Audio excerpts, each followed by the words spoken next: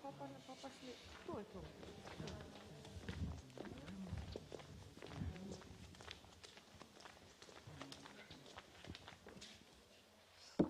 Sam malo govori se, ko prideš sem vozila, se lahko govori bez maske, a ne? Tako, ja. Prideš pa jo samo žal. Mikrofon je treba uporabiti in če ste imeli občutek, da ste preglasni, ne bo natakšen občutek. Če ste imeli občutek, da ste pretihi. Kjer ga? Kjer ga hočete?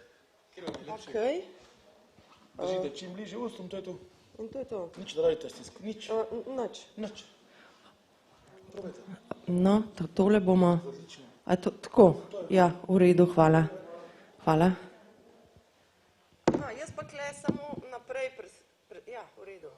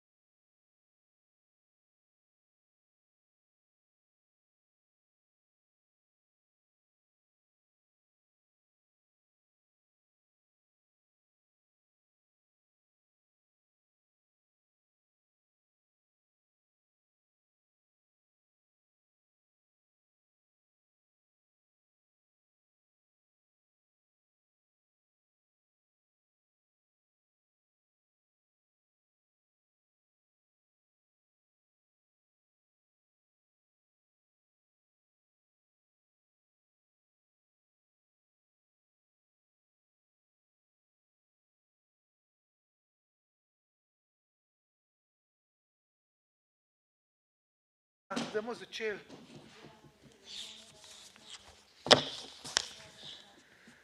Mikrofon je vseeno katera, ne?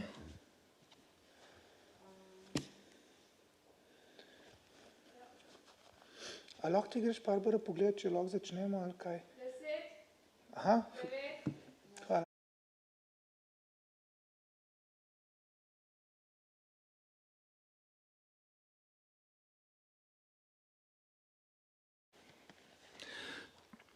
Dober dan vsem skupaj.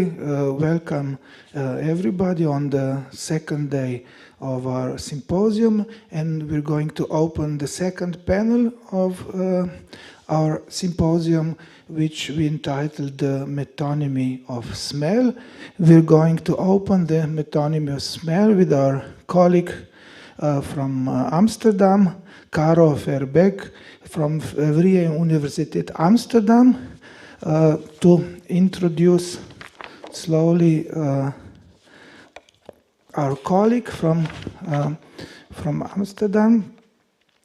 Caro is an art historian, curator and creative scholar specialized in the senses of smell and touch and intersensitory phenomena.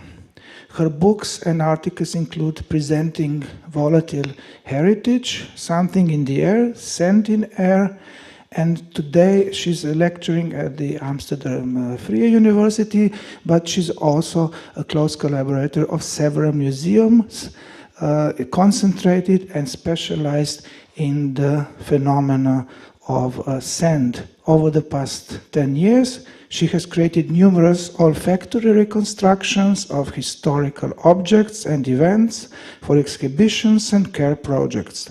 She's also head curator of a scent culture program, Odorama, and Mediamatic in Amsterdam. She's going to present the presentation entitled The Scent. The scent alone is enough for us beasts. The political role of smell during the avant-garde with a special emphasis on the futurism.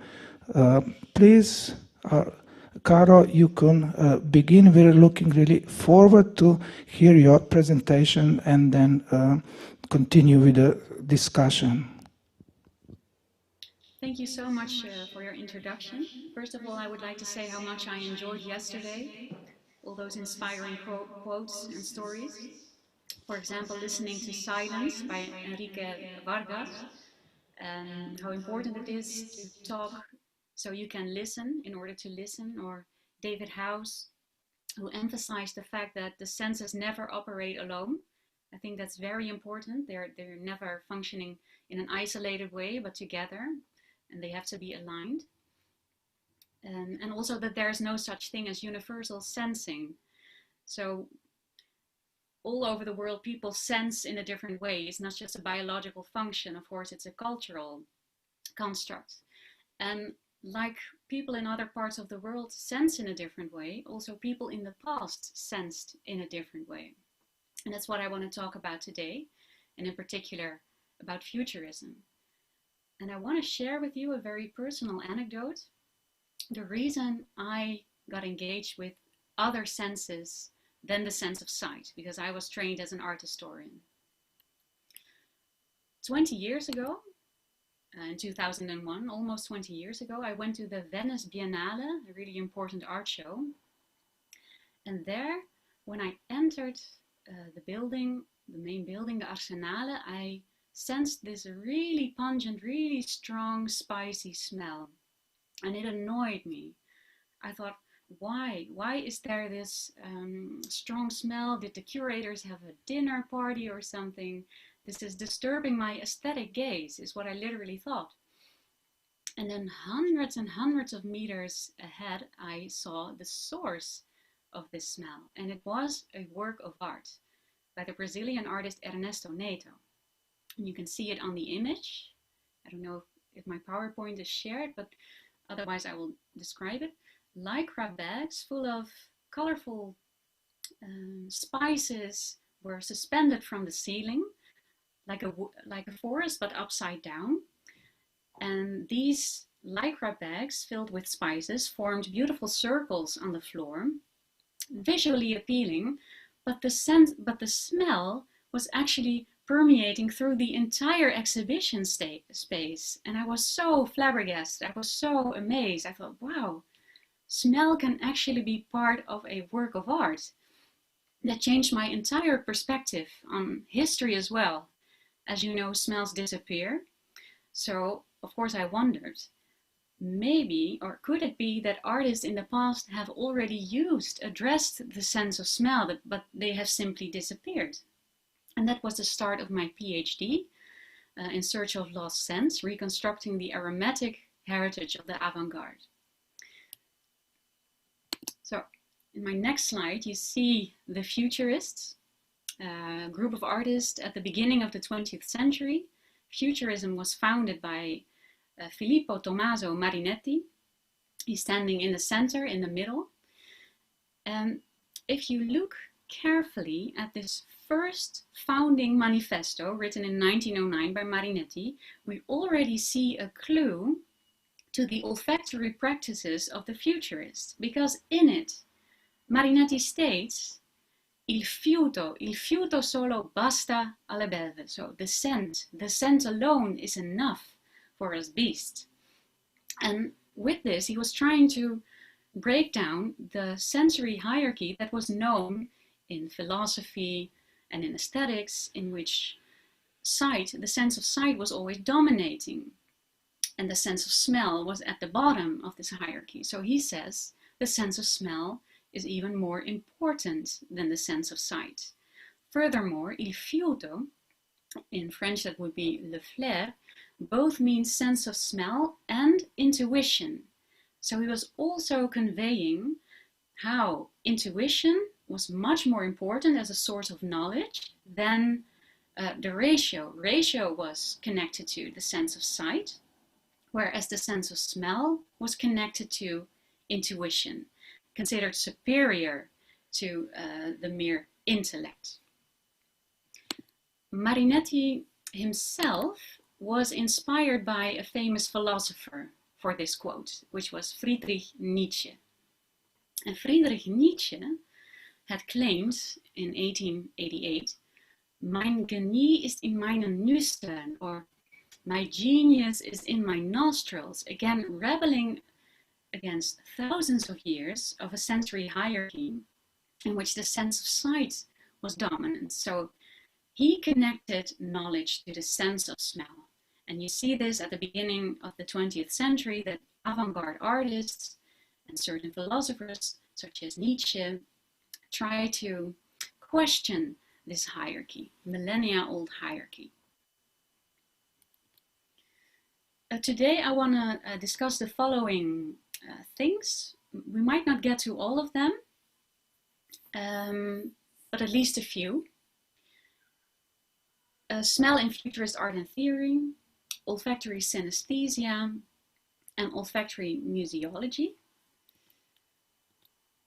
So first of all, I want to discuss some examples of futurist artworks, theatrical pieces in which the sense of smell played an important role. And I want to look at these categories as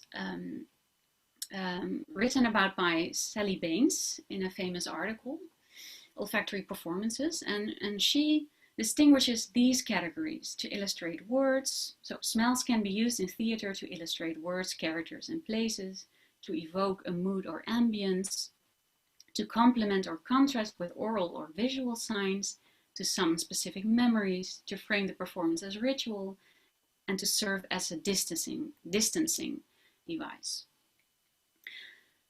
So the first futurist performance with smells was actually performed by a woman, Valentine de Saint-Point, who by then lived in Paris. And the piece was called Métachorie, literally meaning beyond dance. And she addressed many senses during this dance, or rather a series of movements. And she diffused these smells per fumum, through smoke. So as clouds of smoke filled the stage, and she was still invisible, the clouds would slowly evaporate, and then and she would be visible.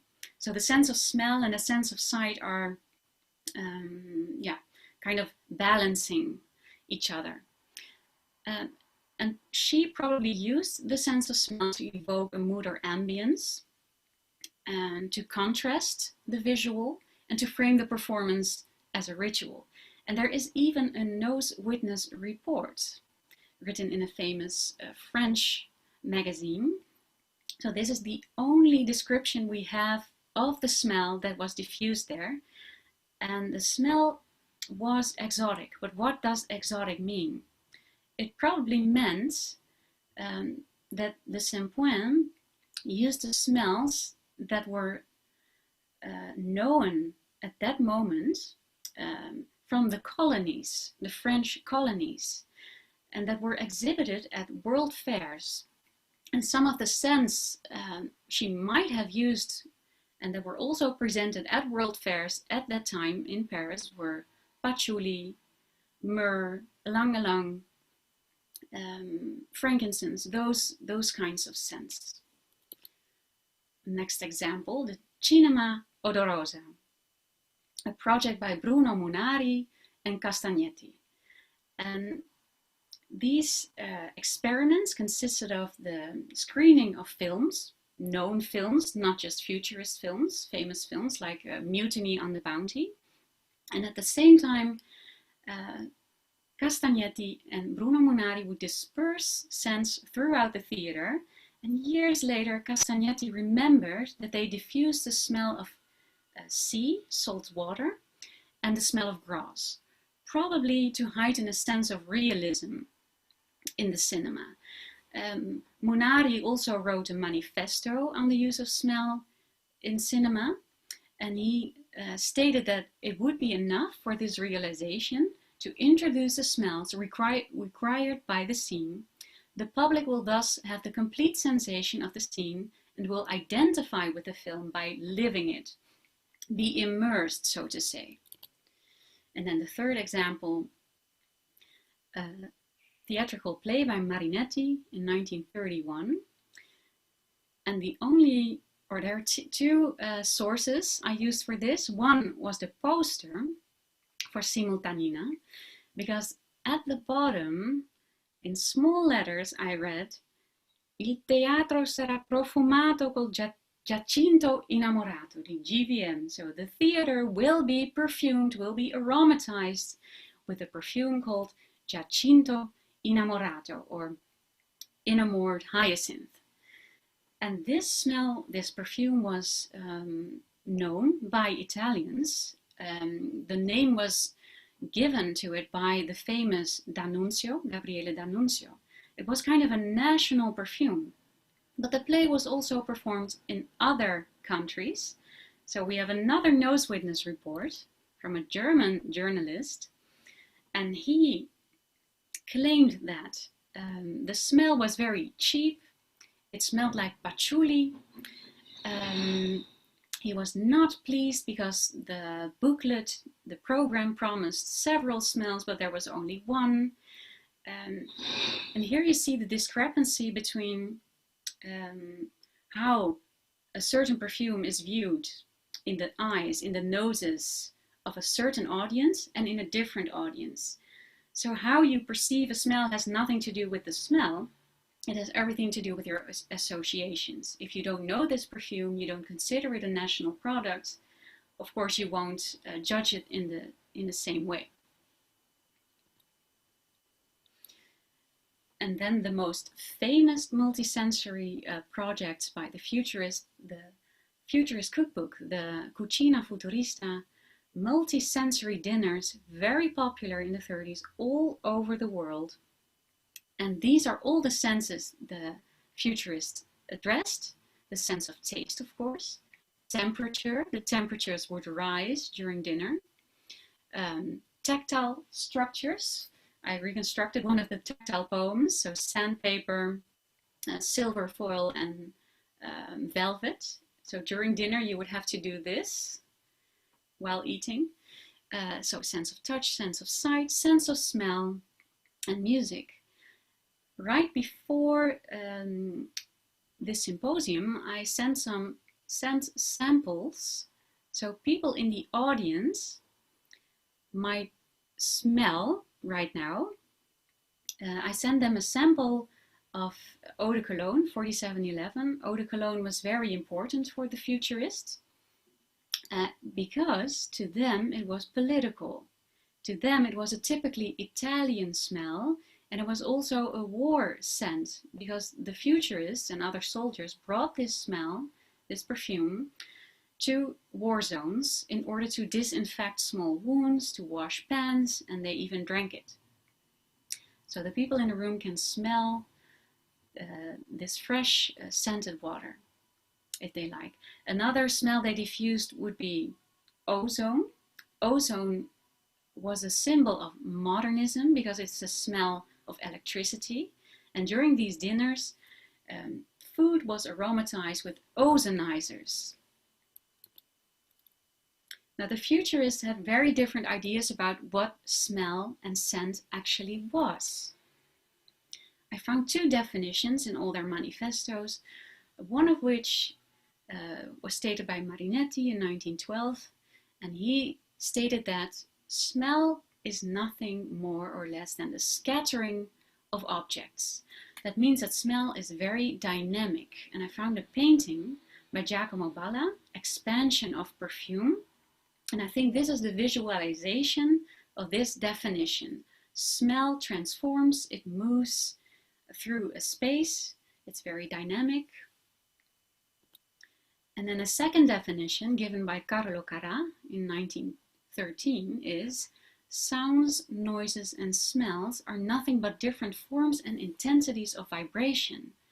So there is not an explanation about, or they did not think about molecules producing olfactory sensations. No, smells were thought to move through the ether as vibrational phenomena that would look a bit like this. So they're propagated electromagnetically. Doesn't matter if it's an image, a sound, or a smell. Eventually they end up in the brains, in the heads of, for example, a futurist artist. And then a futurist artist, the futurists claimed to be very sensitive to sensory stimuli. They claimed that they could then translate any sensory input into another. So they could translate a smell into a sound into an image, etc., etc. So this painting that you see here was considered a visual representation of a smell in its dynamism also. Because of these vibrations that could easily be translated from one sense into another, the futurists were very interested in synesthesia. They didn't call it synesthesia, they called it correspondenza, correspondences of the senses. And there's even an entire manifesto about how shapes and colors can correspond to smells, not just any smells, especially synthetic smells. The futurists worshipped the artificial, the man-made, as opposed to things that were made by nature, such as plants. So they wanted to construct and replace nature with artificial plants. These plants weren't just supposed to look very artificial, they were also supposed to smell very artificial. And the colors and shapes were supposed to correspond to the smells. Fedele Azzari is very clear about this. He even gives a definition of olfactory synesthesia, of course in Italian. I tried to translate it to English, and he stated that natural perfumes have their own plastic equivalent in the flower, meaning that the species and the corresponding perfume echo or amplify each other for the association of their visual and olfactory sensations. I state that beyond such affinity, caused by habituation of two simultaneous sensations, there is a connection between form, color, and perfume, like there is between music and color. It was completely accepted that there was a connection between music and color, but it was relatively bold to state that there was also a connection between smell and shapes and colors. And the audience has one of the smells that Azzari proposed to use to aromatize these artificial flowers. And it's the smell called tabac blonde. Tabac blonde. And for the people who cannot smell it right now, I will have to describe it. It's extremely powdery. It has contrast, huge contrast, dramatic, between the top notes and the middle notes and the base notes. And those artificial flowers also had contrasts between colors, cold colors, warm colors, and it's extremely intense. The futurists were interested in intense sensory stimuli. So the colors are very bright, and the smells of those plants were also well, very strong. And here you see some of those artificial flowers that might have smelled like tabak blonde, which Azari wrote about.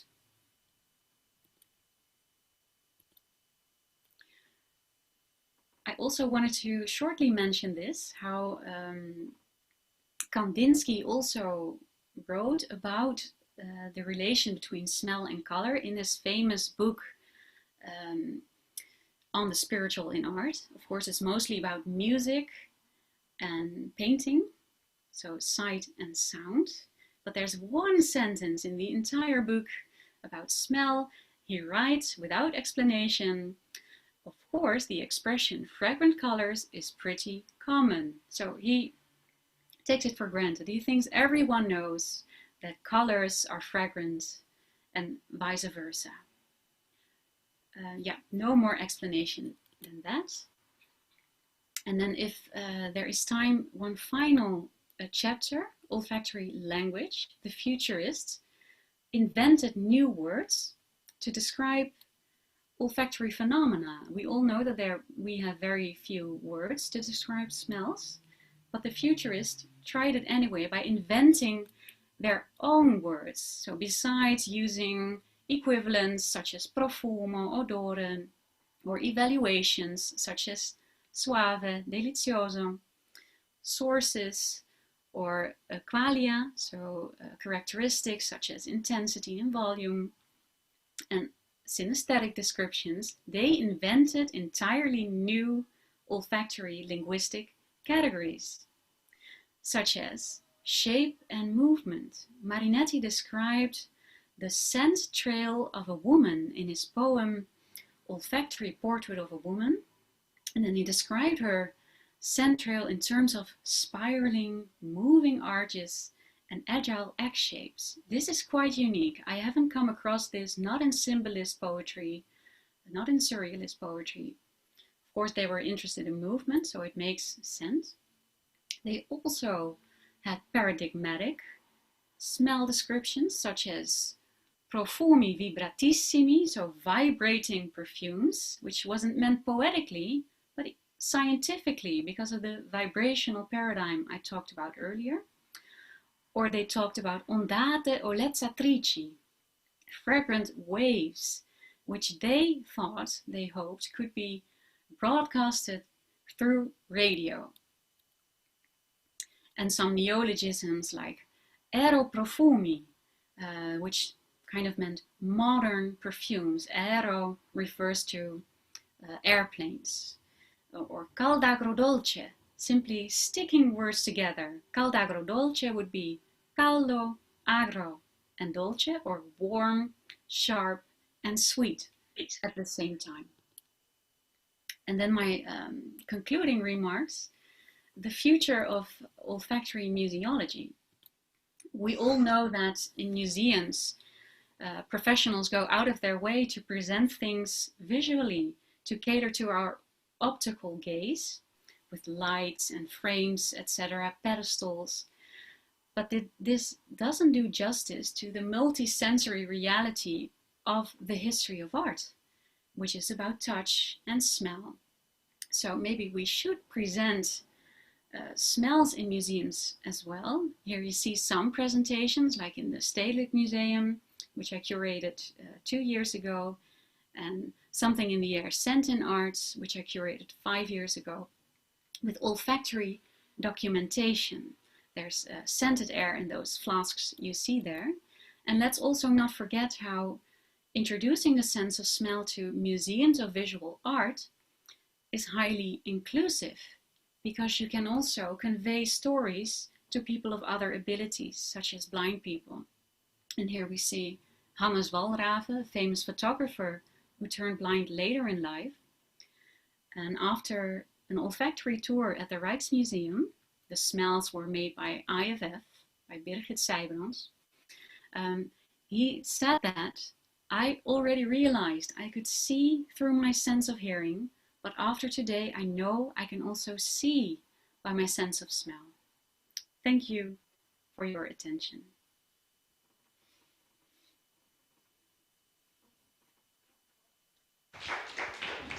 Thank you very much, Caro, for this enlightening introduction into the olfactory in the dimension of futurism, which we could also even smell. It was very, very interesting.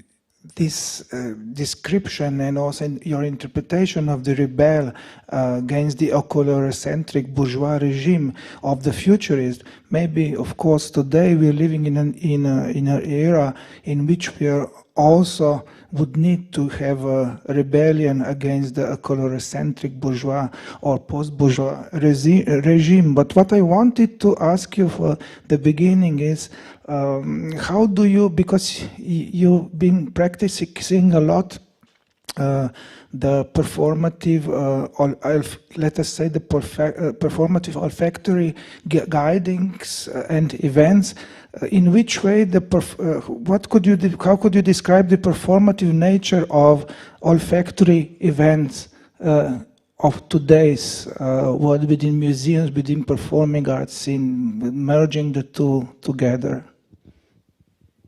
Yeah, well, this reminds me of something that I want to share with you. I'm a scholar, I'm educated as an art historian, but when I started about 15 years ago to diffuse smells during my lectures, suddenly I was introduced as an artist. I am not an artist. So when you trigger the sense of smell during a lecture, it's not considered intellectual, it's considered a performance. I'm okay with that. I just find it very striking. So a story becomes much more performative as soon as you start triggering several senses. And when I lecture, I usually bring an aroma jockey. An aroma jockey is someone who diffuses smells throughout the air by means of electrical fans, dry ice. So clouds of scented smoke would be dispersed over the audience. A bit like happened in the performance of Valentine de Saint-Point. And this gives lectures a performative quality.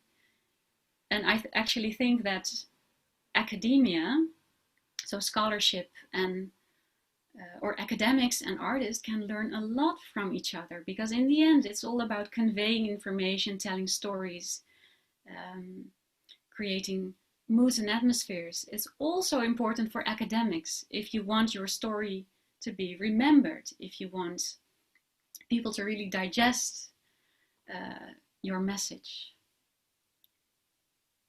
I'm not sure if this answers your question. It does very well. Thank you very much. I'm very, very satisfied with it, and it made me think about a lot of things, which basically we don't have time to discuss today. But maybe we'll get back at the moment. But maybe we will get back to them during our final discussion. I would just ask if anybody else from the audience would have a question for you. I didn't. Raiko, if I may, I don't know if you can hear me. Yeah, we do hear you. Thank you. Yes. Okay. I'm here undercover. It's my daughter's name that appears on the screen. This is David Howes. I'm up at an ungodly hour. It's very, very early in the morning. The sun isn't anywhere near the horizon because I wanted so much to hear this talk by Caro. And Caro, thank you very much for a most enlightening talk in what I consider sort of an archaeology of the senses. You're digging down and you're sort of excavating these dimensions that we're often unaware of, and just that Kandinsky would have that throwaway line, is so interesting, and it's just commonplaces that are not commonplaces anymore, that you bring to light as a result of your historical research. And I was curious especially about this idea of vibration that you had that one slide where you were seeking to express how the futurists conceived of this one, the vibrational paradigm. Now, just to say that I've come across this idea of vibration as well in a very fine French book. It's an edited collection on sort of the origins of abstract art. And I will dig it up and I will, I'm sure you know it already.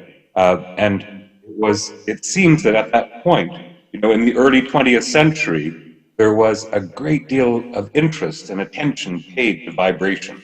And this has now come back in some ways. But does perfume work by vibration? As I recall, there are two different theories out there, right? Sort of like wave and particle in physics. But the name Turin comes to mind, who I've never paid much attention to. But there are, I think Turin may have been really promoting this vibrational theory of olfaction, but it's not well regarded currently by the rest of the scientific community. Can you comment on that? Is there this idea of vibration, which the idea was vibrations go across the senses in that early period, in the early 20th century? How does it fare now, stacked up against current scientific knowledge of smell? Yeah, that's an intriguing question.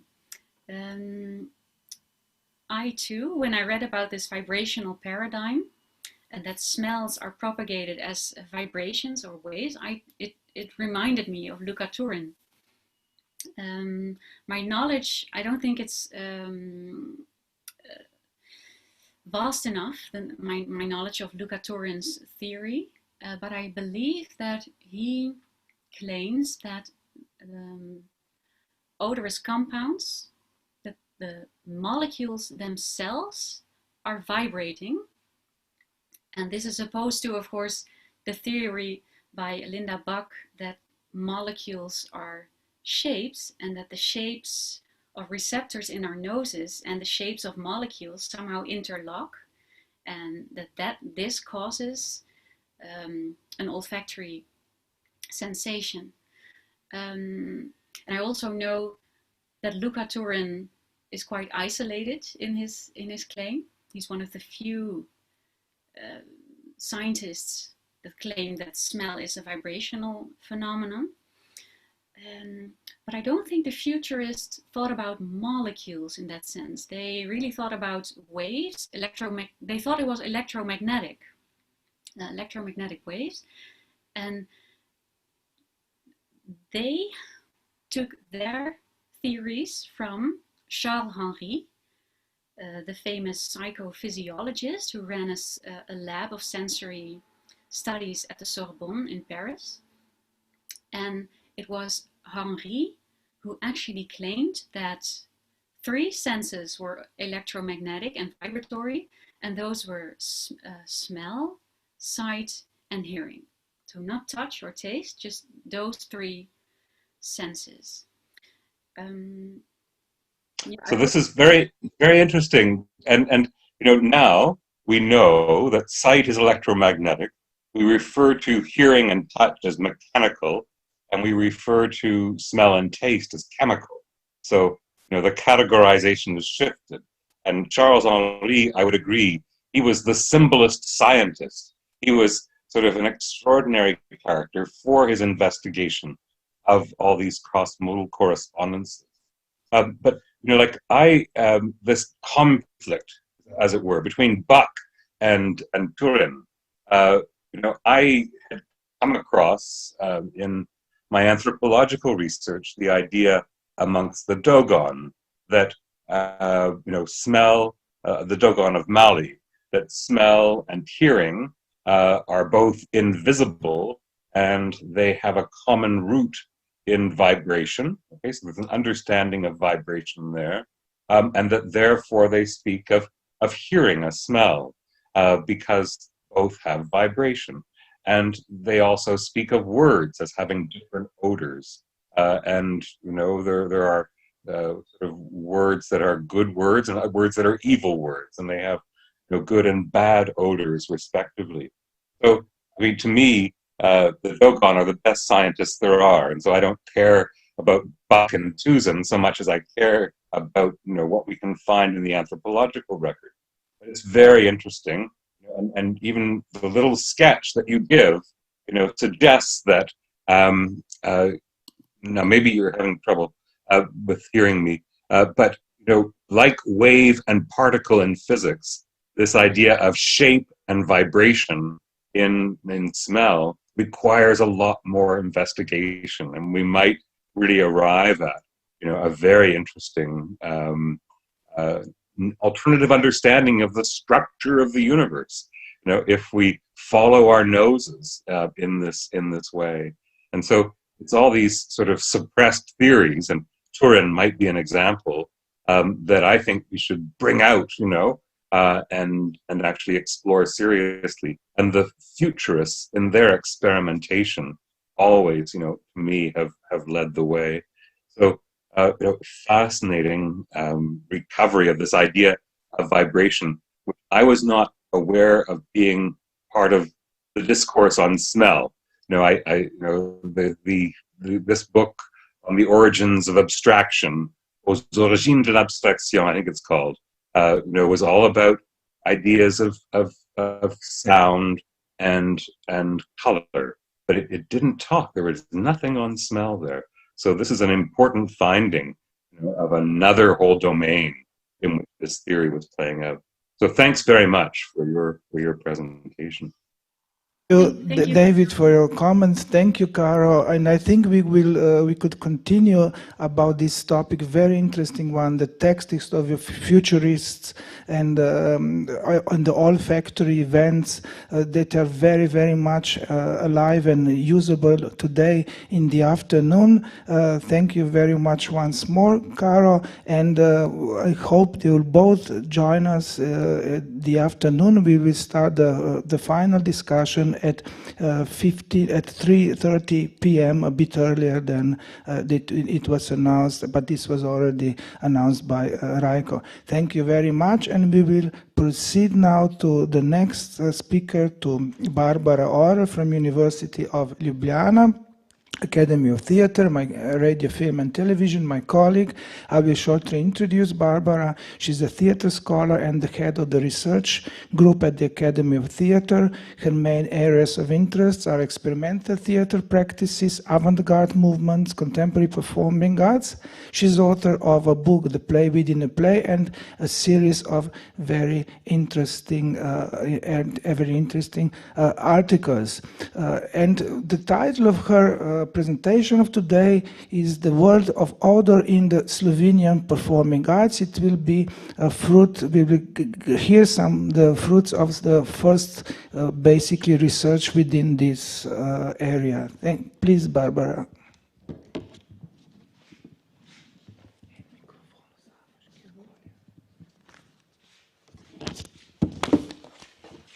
Thank you for this presentation. And in the beginning, I would also like to thank to all the speakers and to all the for all their presentations, also yesterday, that open up insightful thoughts and pave the way also to the issues concerning the research of the scent of smell in the performing arts.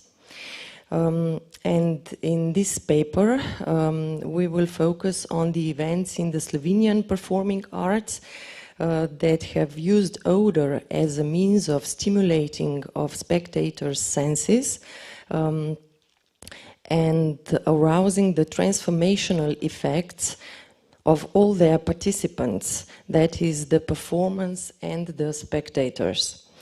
Such events can be found especially in the experimental theatre practices that tore down the fourth wall and relied on the holistic perception by the audience, which includes all five senses: sight, hearing, touch, taste, and smell. Today we will focus on those that primarily addressed the spectator's sense of smell.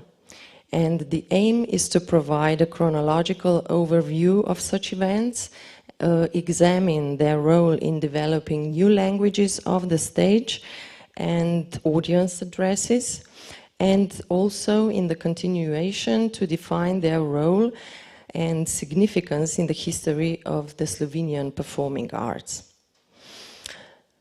As Erika Fischer-Lichten notes, theatre has deliberately used odors since naturalism. The aim was to co-create the atmosphere of the event and make it as convincing as possible. The atmosphere, according to Fischer-Lichten, is what flows in the space between the object and the subject, and what the spectator can physically experience while attending the event. Odor is namely, and I quote, one of the most powerful components of the atmosphere. For this reason, it is all the more surprising how little attention has been paid to odor in theatre making and theatre research.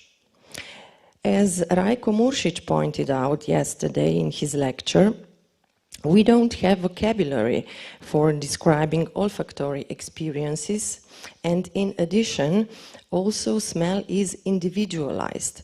This is also probably one of the reasons why the research of olfactory experience of the spectators and performance is such a great challenge in theatre and performance studies. In fact, odors such as those of lipstick, powder, perfume, and the sweat of the actors as well as the spectators are always an involuntary accompanying phenomenon of theatrical events. As Fischer-Lichten points out, theatre spaces are always imbued with them. However, odors can also be used consciously and deliberately as part of the process of performing. As she exposes, the main reason is that with their odors, spaces, objects, and people can directly penetrate the body of the perceiving subject. Using odor on stage takes a lot of knowledge, skill, and experience, because odor evades control.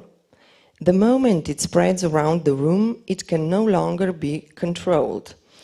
In comparison to light and sound, for example, which can instantly change the atmosphere of the event,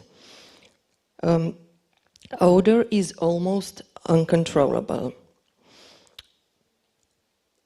Perhaps this is also the reason why this makes it most powerful and profound means of atmosphere creation.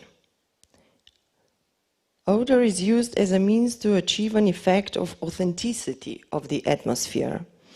Authenticity is a central principle in all types and genres of performing that are driven by a passion for real, as Alain Badiou would put it. After naturalistic theatre, the tendency towards authenticity again became relevant in the performance art of the 1960s, as well as in ritual forms of theatre, in community theatre, in participatory theatre practices, and in para-theatrical practices at the crossroads of performing arts and daily life. One of the first examples of deliberate use of odor in Slovenian theatre can be found in the performance Cimetova vrata ladje norcev in druge spremembe, in English, The Cinnamon Door of the Ship of Fools and Other Changes. This was a performance art piece directed by Tomaž Kralj in 1975. The title relates to the changes dictated by the concept of the event, that was the Chinese Book of Changes, I Ching.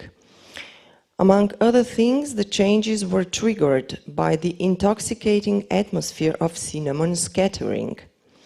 The spontaneous and enigmatic nature of the event, which shows, and I quote, several elementarily harmonizing qualities of joy, was based on a carefully crafted concept, and this was also published in the Tribuna journal in 1975. The basis of this performance art piece is established by the I Ching text and, according to Kral, as an entropy, it is full of material that is functionally objectified and variable. The critic Rapa Shuklier denoted the event as a spiritualist seance that evades the criteria and vocabulary of theatrical criticism.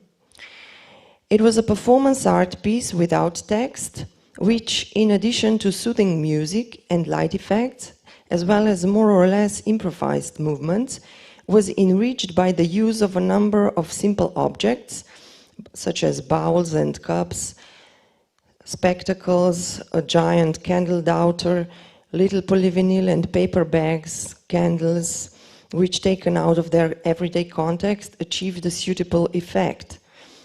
The lit candles even gave rise to a moment of much-needed magic. Intended to add to the intoxication were 3 little bags of cinnamon and an abundance of white powder scattered on the stage. According to Rapa Shuklier, the cinnamon started being scattered in the packed hall at 9:45, and the event ended at 10:30. Odor was probably used to co-create the atmosphere also in other experimental types of performing of that time, probably even before Tomáš Král's performance. For example, in ritual forms of theater, such as the so-called meetings as conceived by Vlado Šau. And without a doubt, odor also played its part in the performance Pupilja, Papa Pupila and Pupilčeks, the smell of blood in the ritual slaughter of chicken on stage, and the smell of fragrances in the scene with bathing in a bathtub. I mentioned only the most well-known performance art pieces from the history of Slovenian performing arts that probably addressed also the spectator's sense of smell. The odor arose from the actions performed, for example, from the tea drinking ritual, candle lighting, the use of incense and other props in ritual performances. Critical and other records of such events do not specially mention odors. It should be noted that Rapa Šuklev's review is one of the earliest testimonials of the aesthetics of the use of odor on Slovenian stages. A more frequent use of odor on theater stages can be noticed in the 1990s, namely in post-dramatic performances which co-shaped the aesthetics of the real. As Hans D. Sleeman notes, post-dramatic theater deliberately broke through the fourth wall with elements of the real. In search of new expressive possibilities of the authentic in a globalized and mediatized world, the directors, especially those of the younger and middle generations, also aimed to achieve the effects of the real by means of odors, and not just through the types of acting, direction, and use of other stage elements. For example, and I would like to present some photos from these performances now, and we can see a scene from the Vito Taufer, from the performance directed by Vito Taufer. He brought a goat, or it was a sheep, I don't know, I don't remember, it was a goat, yes, thank you, Tomáš. So he brought a goat to the stage of the Mladinsko Theatre in 1990 in the play Odyssey in Sin ali Svet in Dom, that is Odysseus and Sun and the world, or the world and home. Well, this is not, as you can see it on the screen, this is not a representative photo. I couldn't find a photo that would depict the goat, and on the basis of which we could imagine how its smell spread in the hall. But it was a very convincing element of the real. I can confirm it. It was so it was convincing to such a great extent that even attracted more attention from the spectators than the actors in some scenes. In 1997, Emil Hrvatin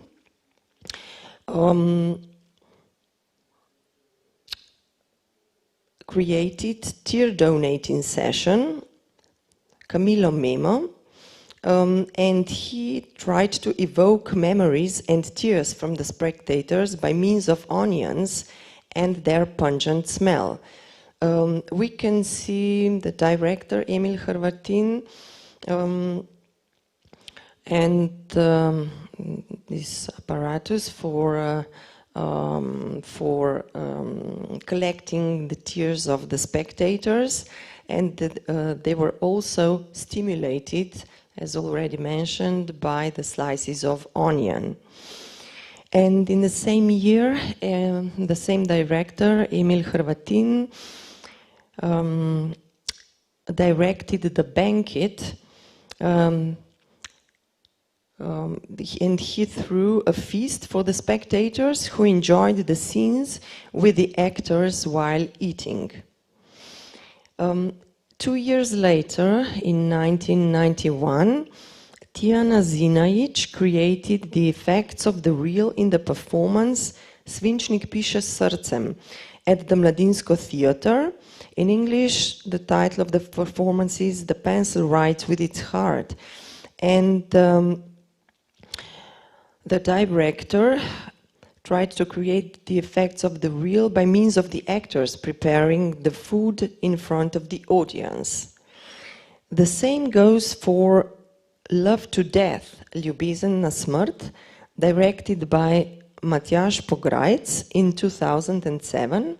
And I don't have a photo from this performance, but this is a photo from the performance Perfume, based on the famous novel by Patrick Süskind, which was, as yesterday David House also pointed out, is the most well-known novel that describes olfactory experiences and speaks about the sense of smell.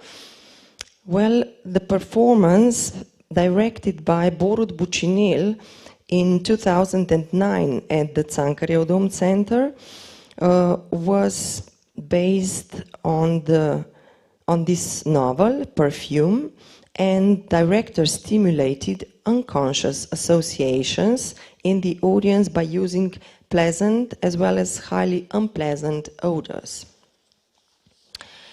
And this is a photo from this performance at the Cankarjev Dom Center.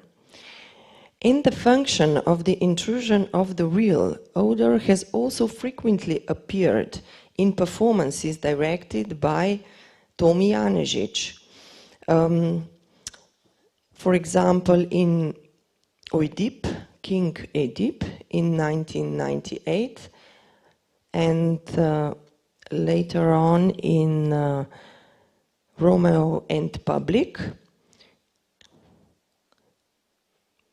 This was a performance from 2008. Actually, this is a Slovenian director, but this performance that he directed was not performed on the Slovenian stages. Then he also directed the Three-Penny Opera and The Death of Ivan Illich in 2015, in which he used odors to address the sense of smell in performers as well as in the spectators. And in all of these performances, the odors, be it inadvertently or intentionally, accompanied the action on stage. In the 1990s, however, the poetics of odors started being developed by Barbara Pia Jenic, also one of the organizers of this symposium. And she started to develop the poetics of odors primarily at the Senzorialno theater. She founded it in 2001 with Gabriel Hernandez to create sensorial events.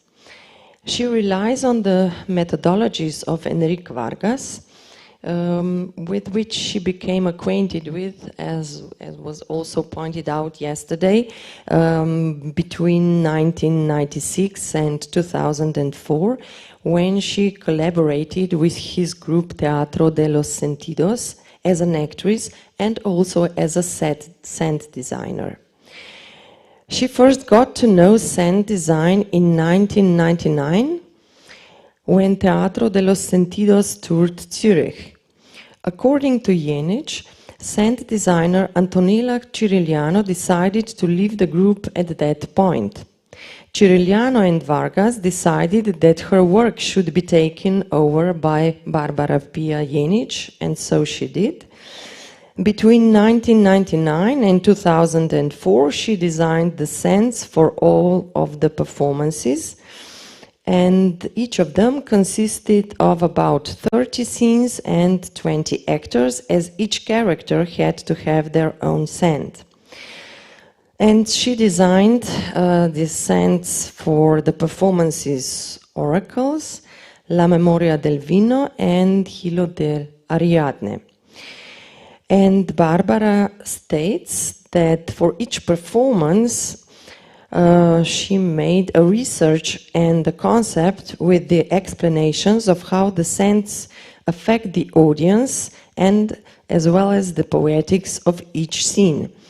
She inherited a few decisions from Antonella, but she quickly started following her own way in the design, as she points out also in her MA thesis, that was about the sensory perception in sensorium theater.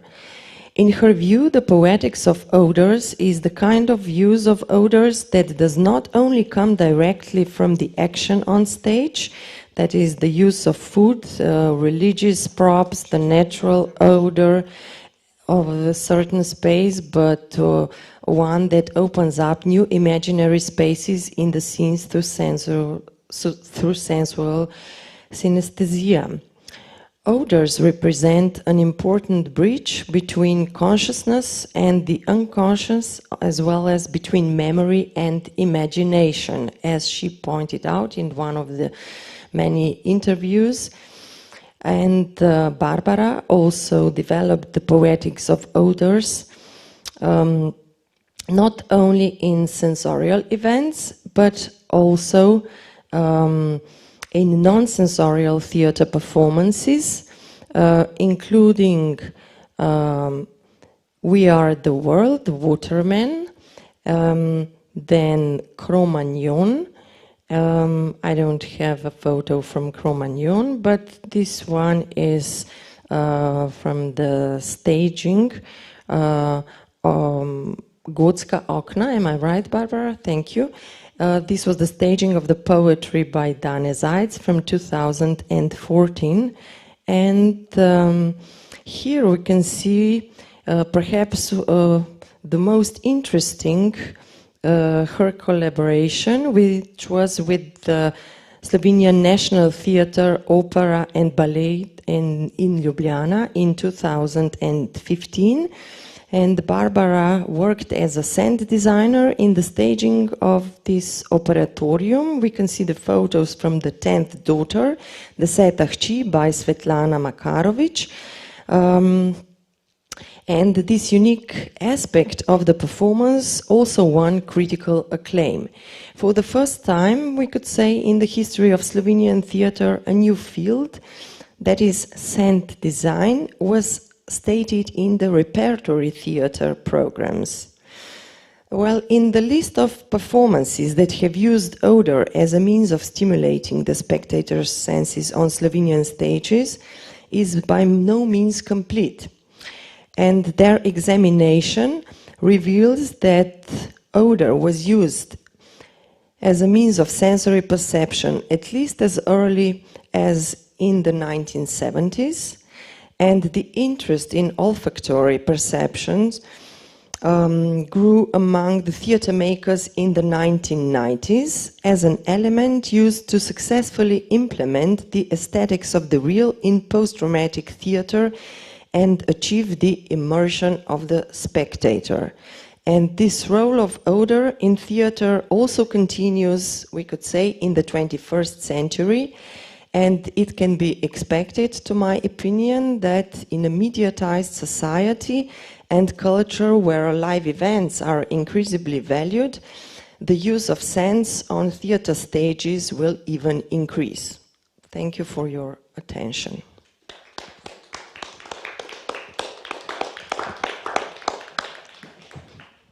Thank you very much, Barbara. It was a very interesting overflight through the olfactory history of Slovene theatre. I'm looking forward to the publication of your paper, in which I think you will really open up new perspectives on Slovene theatre from the performative turn, let us say, which you stated at the beginning, till the beginning of the 21st century, which I think is very important also for historizing the phenomena of Slovene theatre. Are there any questions from the public for the moment?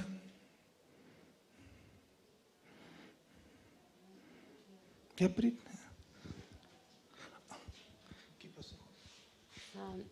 Thank you for your research. I think it's really valuable, how to say, valuable?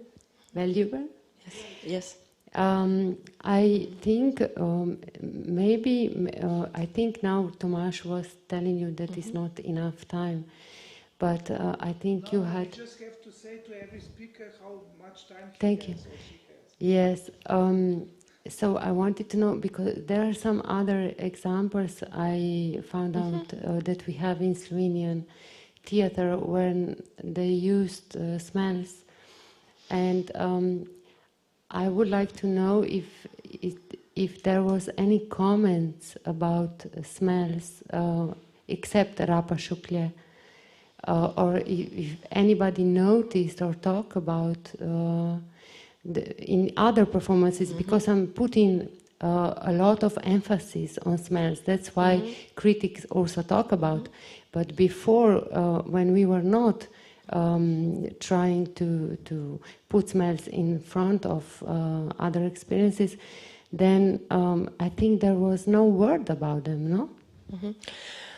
Well, as far as I remember, but it should be exposed that all the documentation and all the texts, critics and other texts, essays about the performances need to be researched again, because, well, as far as I remember, I didn't notice anyone mentioning the sense of smell that could stimulate the spectator's senses or even the performance senses in the history of Slovenian theatre. But, you know, memory is not reliable. So I think that we should read all the texts. I should do it, and I'm planning to prepare it for the publication and to check the critics and other writings about the performances from the history and the present, because addressing the sense of smell of the spectators and all the other participants of the event, also the performance. Well, this is quite a new issue in Slovenian performing arts. I mean, a new issue, a fresh issue, or perhaps a rare issue in Slovenian theater. And I think that also internationally, only rare. Internationally, it's not so rare. It's quite. It's used a lot. It was used a lot in the avant-garde, as we see. Yes, but this futurist concept of the factory against ocularocentrism is something which is I think very interesting. But for the Slovene theater history, I do agree. We should have a really thorough look, as you're intended to do it, and see whether the theater critics wrote about it, the theater historians wrote about it, or also the historians of the visual arts, because in the visual arts are part of the OHO group. We could also find some examples, and so it was basically a territory which is not so much defined. So I would finish with this because we're running a bit late, and I'll invite you for a short coffee break, and then we will return in 10 minutes with the beginning. Thank you very much once more, Barbara, for this, for opening up this new perspective of historicizing and trying to reconstruct the history of smell or of olfactory effects within the theater history of Slovene theater. Yes, and thank you, Barbara, for your intervention. We'll speak about it during the coffee break and continue the research of smell and thinking about it also.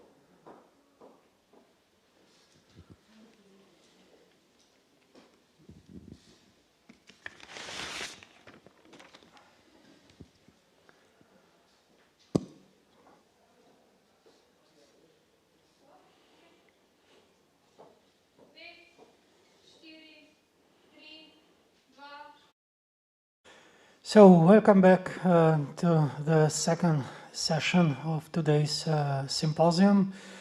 I hope we already have online our next presenter in the panel called Immersive Aesthetics.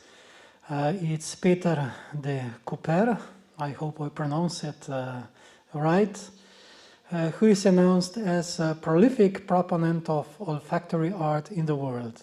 He experiments with smells and uses fragrances to question various problems of our society. He works as a lecturer and researcher at the PXL MAD School of Arts in Hasselt, Belgium. He's a founder of Open Lab, where he teaches the use of new senses, smell, taste, and touch. In his PhD, When Sense Makes Seeing, When Seeing Makes Sense, he researched the use of smell as a context and or concept for the work of art. And he published the book Scent in Context, Olfactory Art. So the floor is now for Peter de Cooper, the olfactory context, concept, and the olfactory transfers. Thank you very much. Welcome to everyone. Thank you also to Barbara Pia-Jenik, and the organization to invite me to talk about how I use smell in art. So, as I'm an olfactory artist, I've been working for more than 20 years with smells. Besides being an artist, I'm also teaching and doing research about olfactory art at the PXL Met School of Arts in Belgium.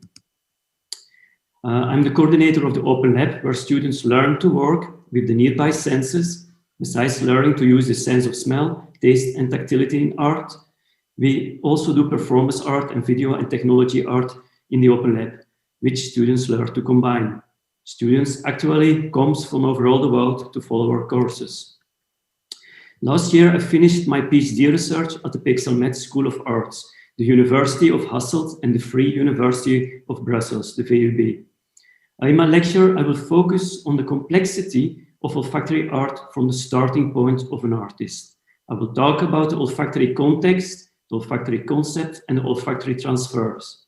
As not all the examples I explain are related to performative art, the idea behind it can also be applied to many uses of scent in theater and performances.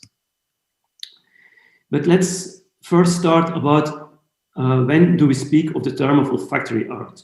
In 2014, I wrote my first olfactory art manifest. I'm very short referring to this, as it was my starting point for my further research.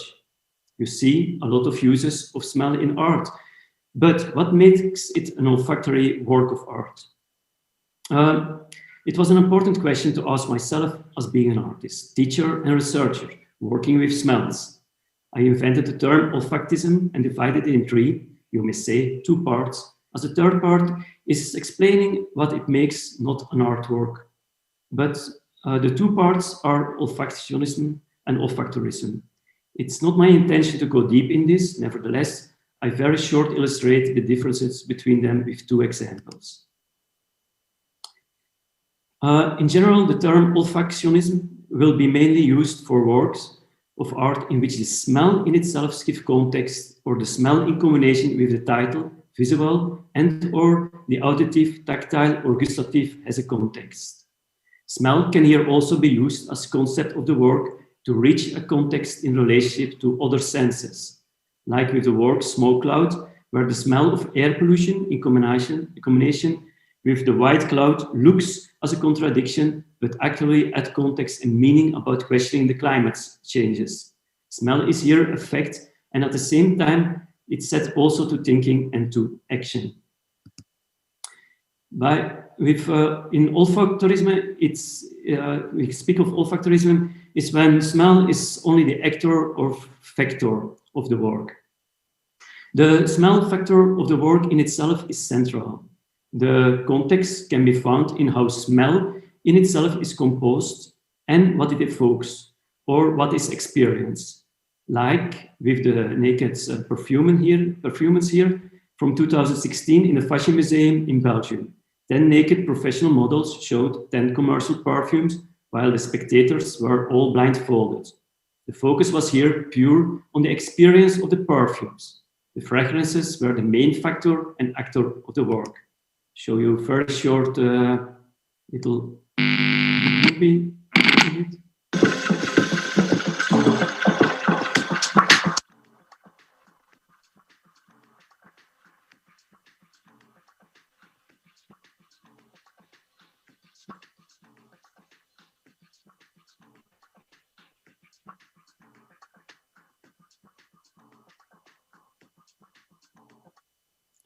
So these two examples already show some differences in the use of smell in an artwork. It has also to do with the way smell is used as a context, and this is exactly what makes olfactory art in a way complex, as there are many manners to add context to a work by using smell or the sense of smell. Through my research, I found out that from an artistic creation view, we can divide the use of smell as a context in two parts: the context carrier, where the smell by itself carries the context of the work, and the context giver, where the smell communicates the intentional context of the work without necessarily being the context of the work. So when a smell or sense of smell is a context carrier of a work, it will be mostly related to the nature of a smell or the sense of smell that adds the context. For this, I call them intrinsic smell values, as they have a straight value connection with a smell or a sense of smell. We can divide these intrinsic smell values in the smell in itself, like the smell material, for example, sweat, or the origin of the smell, for example, the sweat smell comes from the armpits, where the context is the armpit, where the sweat smells refer to, or the existing link with the origin, for example, sweat odor linked to the reaction of an effort made, nevertheless can also be a result of a physical condition, stress or anxiety. For example, cold sweat in response to an incident. Or the smell situation, in which situation the scent is located. This can determine the meaning, purpose, and interpretation of the fragrance. For example, sweat odor reveals that someone has been in the room before. And there are the physical reactions to smell, like instance warning, for example, the smell of sweat that indicates that a person has not washed himself. And there are also then the physical reactions. So as an example of a work where the smell carries the context, I want to show you this work called Sweat Dance Performance. It's an experimental performance I've created after an invitation of Jan Fabre. 5 dancers were special made plastic suits and could be connected to each other. After the performance, the sweat of these 5 professional dancers were captured on an inventive way.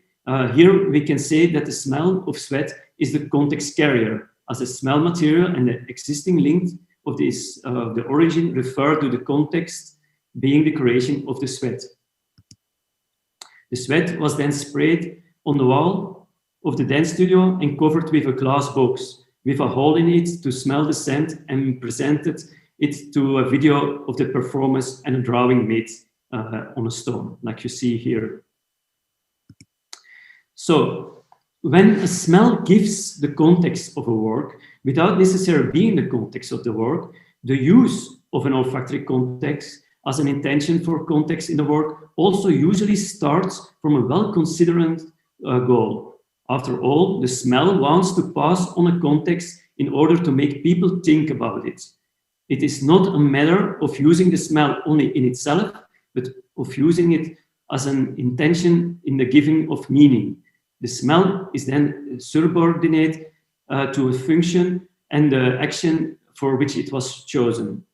When using the intrinsic odor values purely as a context carrier and not also as a context giver, the smell is chosen because of the smell itself. But the intrinsic odor value can also be part of the intentional odor value. In other words, the intrinsic odor value can also be used as an olfactory intention of the work in the context in order to stimulate reflection and action. Odor was used several times as a context giver. In this way, it is usually in line with olfactionism. However, when only the intrinsic odor value were used in the work, it is in line with olfactorism. As intentional smell value, we can speak of the personal and individual odor interpretations, social, cultural odor, odor value determination, and the use of a smell as a symbolic context, which I personally think is an important one, which an artist can play with, because an existing link with the scent origin as a symbol of the intention of the work ensures in the most cases that the link with the scent can be both context and concept of the work. So, for giving an example of this, of where we find both the intrinsic and intentional odor values, is my previous example, smoke cloud. The smell of air pollution carries and gives here the context as the intention of the work to make people aware of the air pollution. So you see here the smoke clouds once more. And then a second example is clean air, sea air, where scent only gives context by its intentional odor value. An opposite smell of air pollution can also refer to the same context. For example, an odor of clean sea air can also be used to indicate the context of the work by giving the smell of this sea air an exponential economic added value, demonstrating the future importance of clean air, and thus directly questioning air quality. Another example is that of a possible work in which the increase in cancers is denounced by the increase in air pollution, since it has been scientifically proven that clean sea air reduces the development of lung cancer. The sea air odor may be interesting here to give context by presenting it as a futuristically expensive product. Under the statement that the air we breathe may well become the most expensive product in the world, this can be perfectly applied in this work. The healthy air is seen as a context of the smell of sea air, but the general context that characterizes the work is ultimately not about the sea air, but about warning of the consequences if we do not take action against the air pollution. The smell of sea air was therefore only used here to indicate the context of the work and not as the intention of the work. In other works, the smell of sea air does not carry the context of air pollution in itself, but has been used to give context to the work in order to indicate the importance of taking action against air pollution. It is therefore contextual, but not a carrier of the context. So then we go on with the olfactory concept. We can already say actually that using smell and the sense of smell as a context carrier and a context giver is already a concept by itself. But we also have what I called olfactory transfers to use as an olfactory concept. This is how a smell is perceived. The way we experience a smell can also have influence on the concept of the work and even on the context of the work. And there are a lot of ways to perceive smells. I've divided them in flowers, smell devices, scent spaces, time, and translations. Let's have a short look at them. So the keywords for olfactory transfer, I divided them in smell concept, smell source, smell transfer, spectator, experience, and crossovers of the above ones. I start with flowers. So what are flowers? I see in a flower more than just a flower. It's a visual, a horn to society, an outlet, a screen.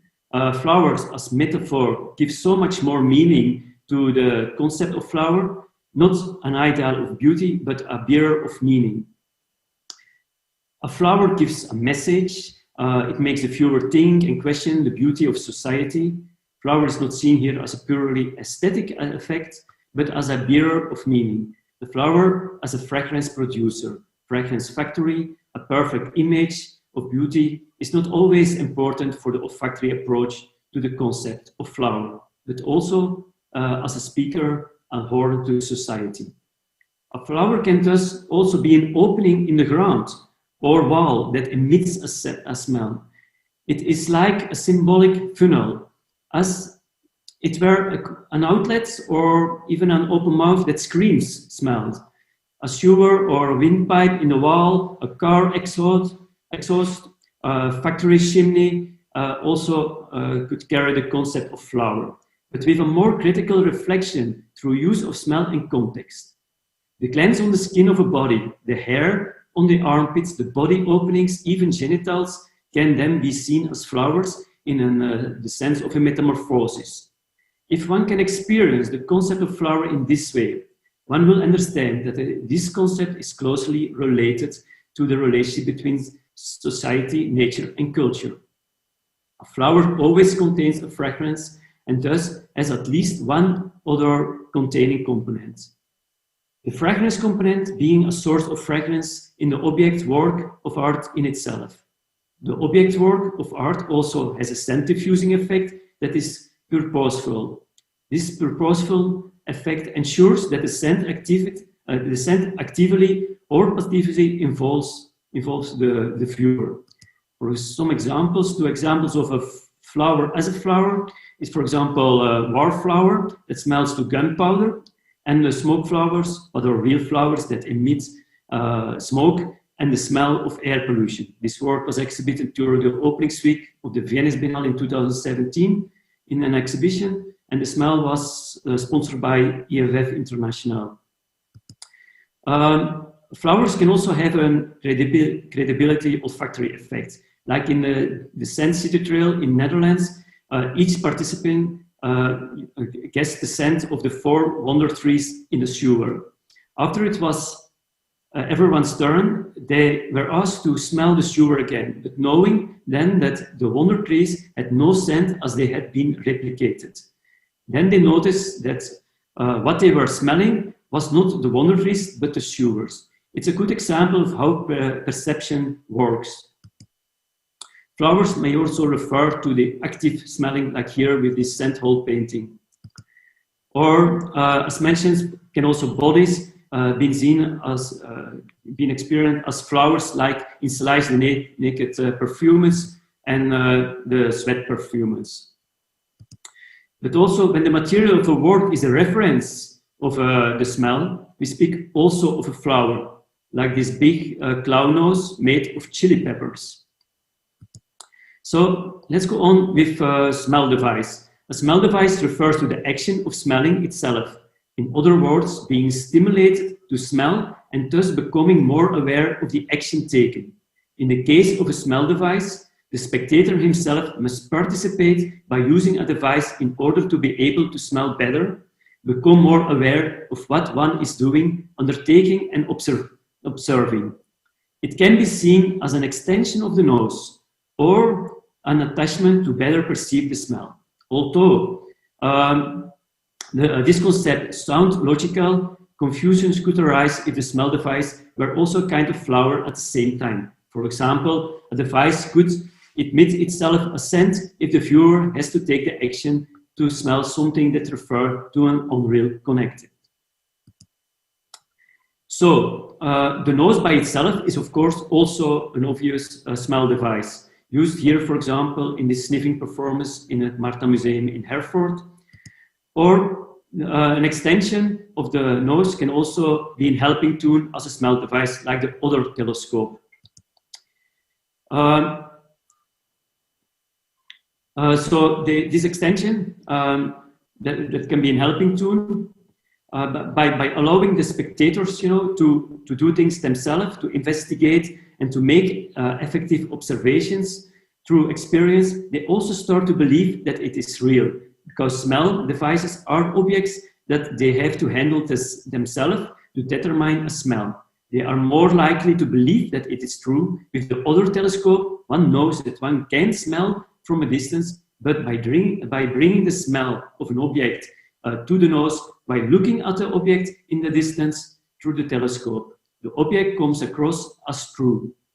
Thus, one will experience fake flowers as real flowers and believe that a cannonball made from painted styrofoam is a real cannonball stuck in the wall of a building. This truthfulness is not only found in smell devices, that goes for many works with smell. But in the case of the smell devices, they do give the idea that the viewer has determined himself and therefore becomes more of a believer.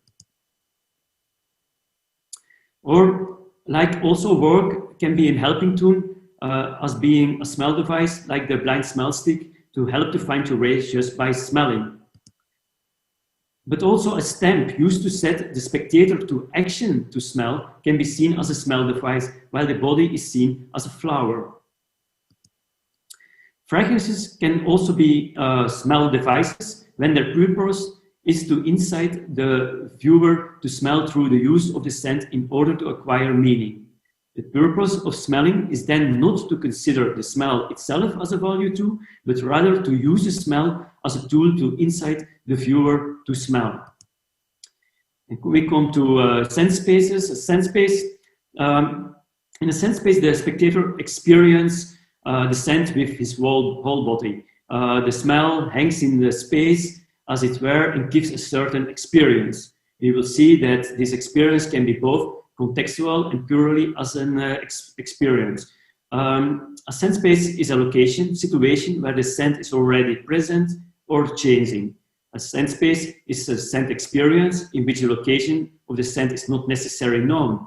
A scent space can contain a reference to the scent diffusion, but this should be subject to the experience and also give the context to the scent experience. A scent space can be contextual as well as purely an experience. For example, these rooms are covered with materials that smell, like the smoke room that exists out of more than 750,000 used cigarette butts, and the smile room, a bathroom covered totally with toothpaste. Or a white empty space where the visitors become the artwork when they start crying as a physical reaction on the smell that is special made to create this effect.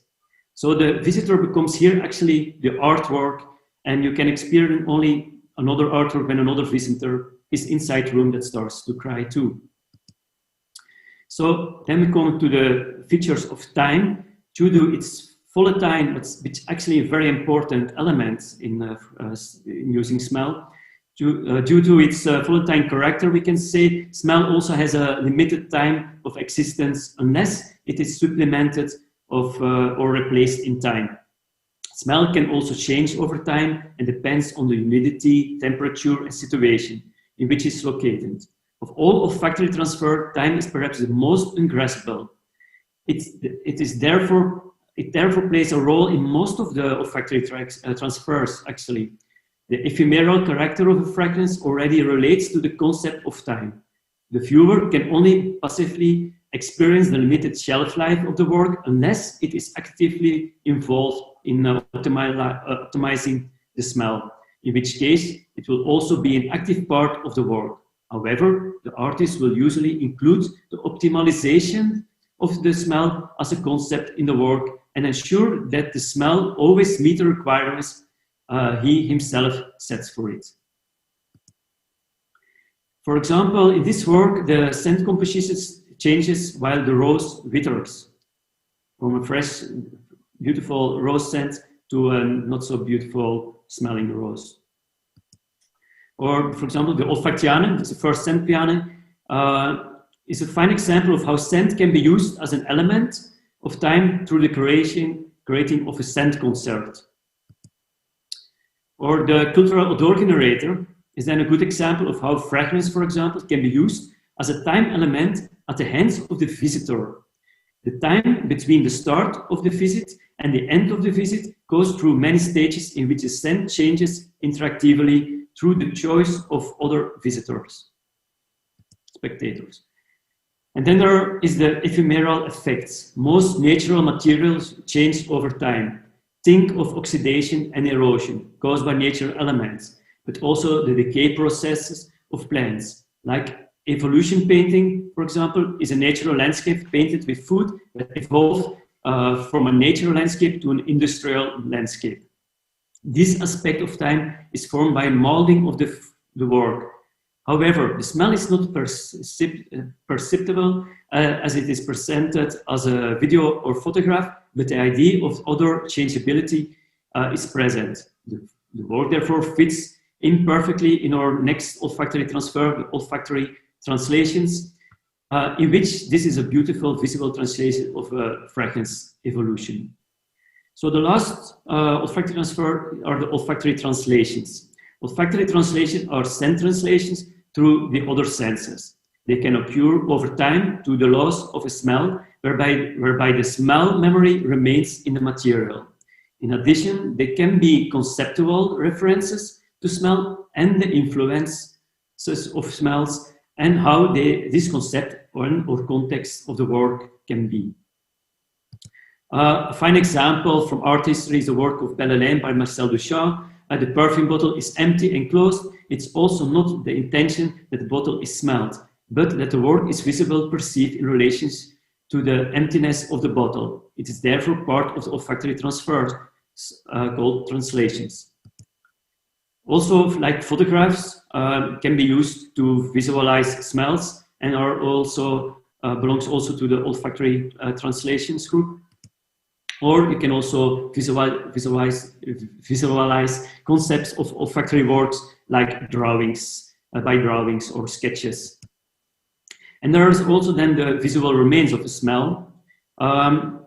For example, here in this sweat drawing, where my sweat was used to make a drawing, or my perfume paintings where after days of spraying, an image starts to appear. But then the smell disappears after some time and only the remains stays. The remembering to the scent is still there. Or a symbolic reference to smell in a visual registration of a performance or performance like these olfactory masks related to our COVID situations. Or a performance like Drunken, where the table filled with wine in the exhibition becomes the flower, while the video performance is an olfactory transfer. So you see already that there are crossovers between these transfers, and actually there are most of the works concerning olfactory art are actually crossovers between them. Like for example, also smoke clouds, which is actually also a flower and at the same time also a scent space, because you put your head inside the space there. But at the same time, you also go and look for the location where the scent is. Then we come last example before I end, and here, I'm gonna end my presentation with this example. So the performance here are perfumed with colored fragrances. In these performances, the perfume bottles used have become tools to perfume the performers. The context of the work is about the perception of the human being and breaking through the isolation space between the spectator and the performer. The spectators are allowed to smell the colored perfumes on the naked bodies once a performance has been done and the performers walk among the audience. We can look at these performances in two ways. The performer becomes the flowers of the work, while perfuming them can be seen as smell devices, as this was done through a helping tool, being the perfume bottle with colored perfumes. A little movie. Oh, it doesn't start.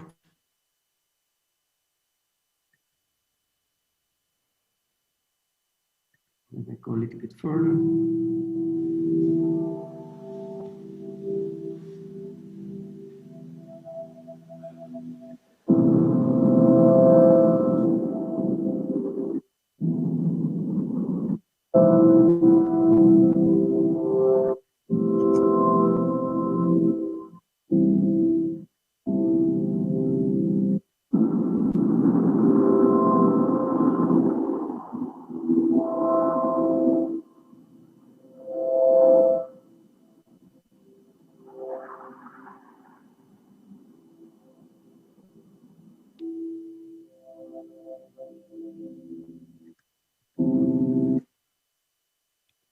So, and here is a total overview of the olfactory transfer, and we see that the power lies in making crossovers between them.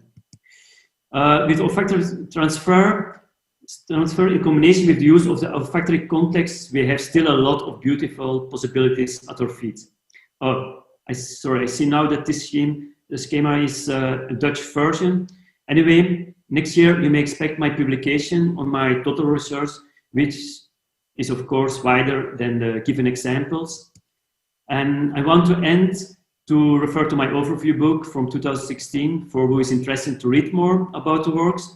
There are still some copies available at the publisher's website, and the book consists out of more than 700 works of art and very interesting articles like an article by Wushuan Xu, Willem Elias, and many more, and especially also for my previous colleague here, who has given a wonderful lecture about futurism, Caro Verbeek. So I want to end with these words. Smells are more than just air particles. They give context and imagination in many dimensions. I thank you for your attention and keep on smelling.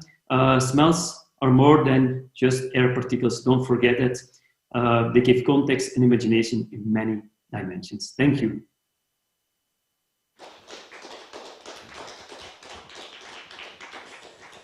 Thank you very much for this marvelous presentation.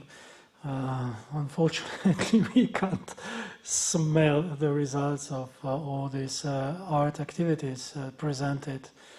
So I hope we have some questions among the audience here in this, or maybe somebody who is listening. Unfortunately, I can't see any. I mean, there is no chat questions at YouTube, although there is, of course, a short delay between live activities here and YouTube live presentations streamed. Michael, I wonder, this is David Howes from Montreal, and could I put a question? Okay, David, we have Barbara as well, but you were first, so please. Okay. Well, thank you, and thank you, Peter, for all your work. I followed it with great interest over the years, and I would like to pose a perhaps somewhat startling question to get at what it is that is new that you bring to our conversation about olfactory art. And I'm going to quote Immanuel Kant. And Kant had certain things to say about smell. He didn't think it qualified as an aesthetic sense. And it's for the following reasons. To what organic sense do we owe the least, and which seems to be the most dispensable? Kant asked, and he said, the sense of smell. It does not pay us to cultivate it or to refine it in order to gain enjoyment. This sense can pick up more objects of aversion than of pleasure, especially in crowded places, and besides, the pleasure coming from the sense of smell cannot be other than fleeting and transitory. So, for these reasons, Kant disqualified smell, typical of many philosophers with the exception of Nietzsche. And furthermore, it didn't fit his understanding of the disinterested contemplation that was supposed to be stimulated by the work of art. And I was surprised, in view of Kant's devalorization of smell, that the great perfumer Edmund Wardnicka wrote a book in which he sought to actually show why, in Kantian terms, smell was an aesthetic sense. And I'm curious about where you have moved the discussion with your elaborate taxonomies, and you're not an Edmund Wardnicka. Okay, you're definitely not in that line. And so, how do you think our understanding of the aesthetic has to be transformed to accommodate your intervention and your promotion of olfactory art? Thank you. Very interesting question, David. It's also something where I can answer very wide on it, but try to keep it short in one way. I think smell, the aesthetic of smell, is very important. But what's in the name is aesthetic. I think it's first of all it's cultural, determinated. and we have that always in our mind. While one sense, just to give an example that often is given also in perfumery, when, for example, they use a scent of French jasmine, which is the most expensive floral fragrance. It exists for a very important part of it. It's indole, which is the main part of shit. And shit is never, it's not seen as a very pleasant aesthetic odor by its own. But it's so often used in perfumes, indole, that because it gives this warminess and this animalic effect also to it. So it's in one way, I think every fragrance can give a context depending on which context you're working on in a relationship with what you are doing, the time, the space. It's something I think there will be a lot, in general, a lot of disagreements with people that only look to that the fragrance should smell nice to use it, to see it as an artwork. I think fragrance can also be very pungent and give you happiness.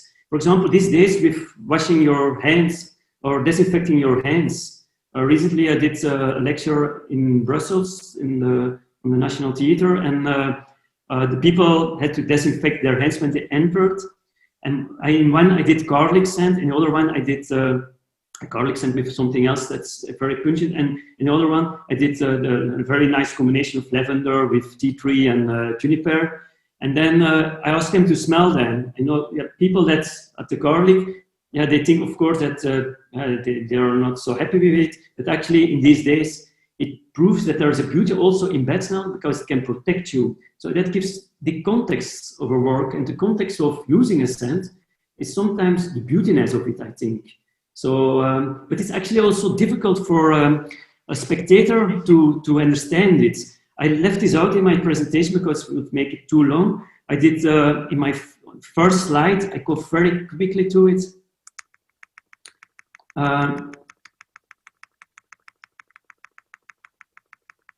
The first slide here, oh sorry, a second. I gonna see, let's see if I can do this. No, it doesn't go. So at the back here you see an image of the scent reader. This is actually where people could test and guess what kind of smells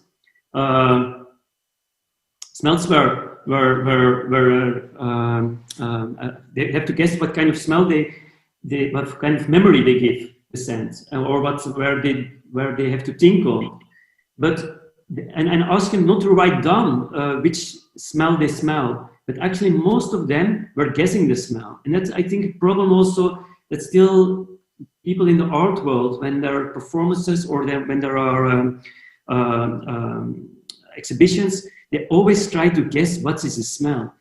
And in most of the time, it doesn't go about the smell, it goes more about the experience of it, that you have to experience it like it is, because you don't, when you see an abstract painting, you don't gonna guess what are the colors in it. You don't question that.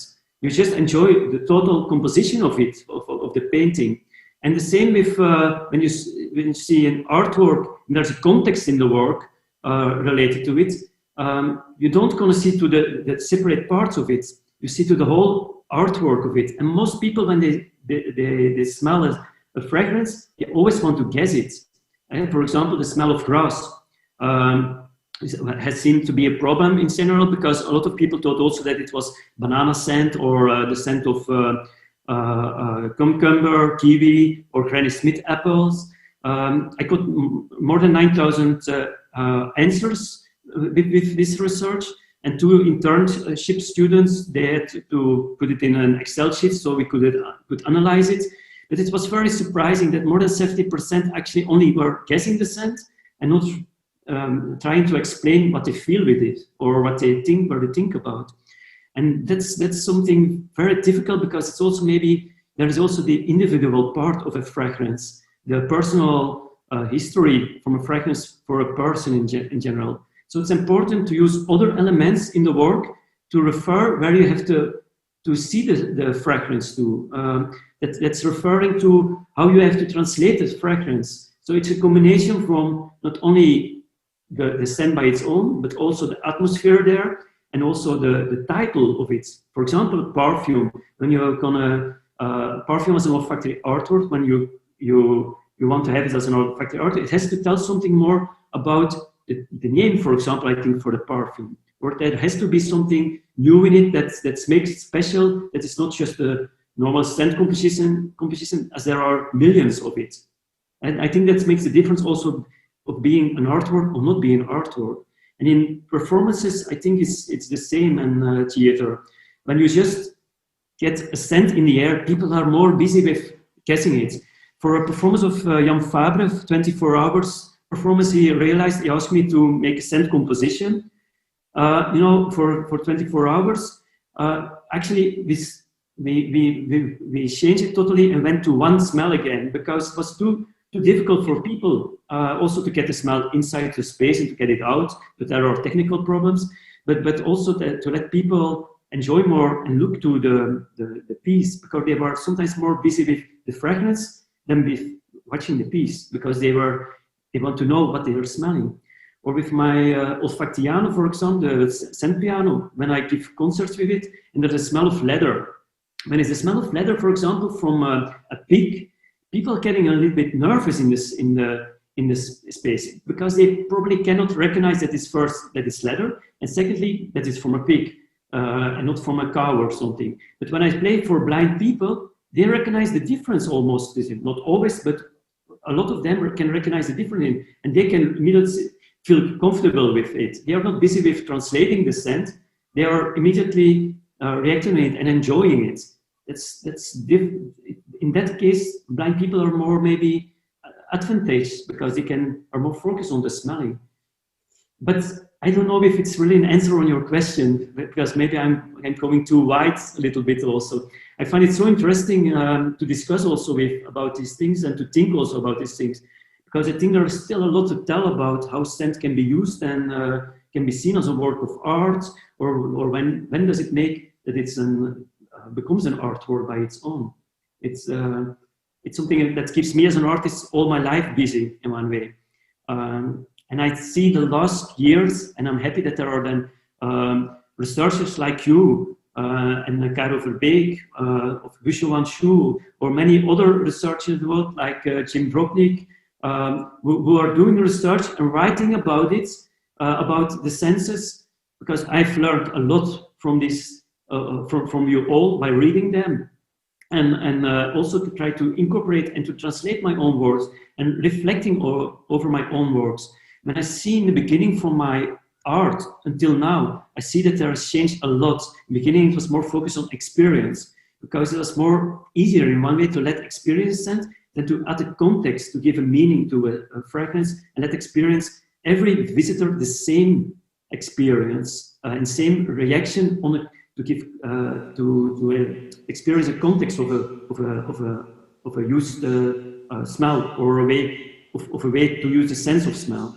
So it's more exciting to do that. But at the other side, I also find it important that experience, just experience as it is, like a sound. You can enjoy a sound or a music, a voice or something can be so beautiful. You don't have to search about context behind the sound. Then you have to search. You have just to experience it and enjoy it, and that's also an art form in my way, like just a scent composition and a perfume can be. So, but I know in the contemporary art world, where not everyone sees a perfume yet as an artwork, and I think it's important that musea are standing more open for it, and that there were exhibitions like the exhibition that Karel Verbeek realized, there's something in the air, or the exhibition that the Scent of Art in Basel, in Tengli Museum. These are very interesting things, and also the history references to the use of smell in exhibitions. So yeah, and thank you for the question, but I don't know if you feel that maybe I have another comment to it. Let me just say, I felt that Rodnitska was a very important book on the aesthetics of scent, I think it was called, Domesticated Smell. Okay, like by trying to bring it in a Kantian framework, he took the power out of scent. I feel that in your answer, you have liberated smell. And you would make Rudnitska, if you were here to read it, recant his cant. Okay, so I think that this would be a wonderful development. And I would just say that, you know, your practice combined with your theory, you know, is a tremendous inspiration to the rest of us. And, you know, keep on experimenting. And, you know, you must now write a treatise on the aesthetics, okay, that like engage with the Kantian tradition.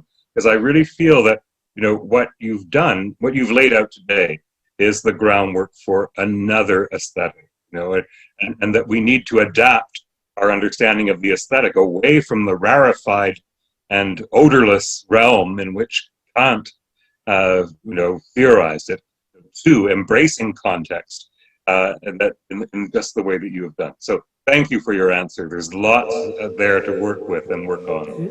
Yeah, okay. Thank you very much, Peter and David. We will have a general discussion at 3:30 Central European time. So please spare some issues for then. I find this conversation between scholars and artists excellent. Sorry, Peter, did you wanted to? Yeah, may I first short thank you, David, because I feel very honored that you say it, and I have a deep respect for what you're doing, and yeah, it feels for me as an artist, I feel very proud of myself now because the things that you have said. Just thank you for that. So we were trying to, how to say, invite to the same podium artists and scholars, and obviously we were successful in it, and I'm very grateful about this contribution. So I think you deserve one more applause for this.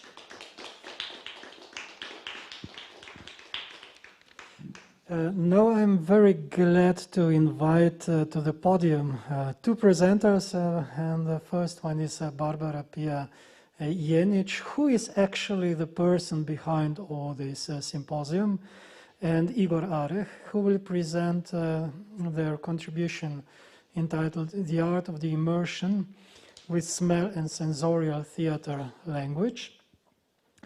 Barbara Pia Jenic was introduced already, but I will repeat that she is the founder of Sensorial Theater here in Slovenia, as an artistic leader and director of Sensorium Institute, theater director, producer, actress, and so on and so forth.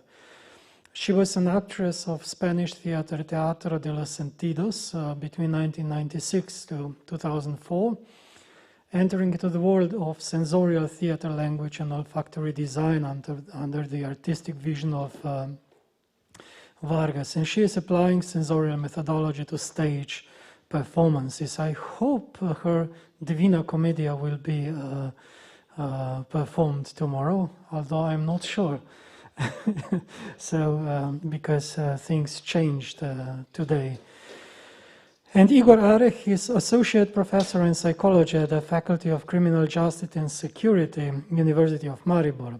His lectures and research work focus mainly on interviews of witnesses, crime victims, and suspects. His PhD thesis in psychology, he researched gender differences in eyewitnesses' memory recall, and he has published numerous papers and 4 books on forensic psychology issues, such as cognitive biases, eyewitnesses' perception, and memory.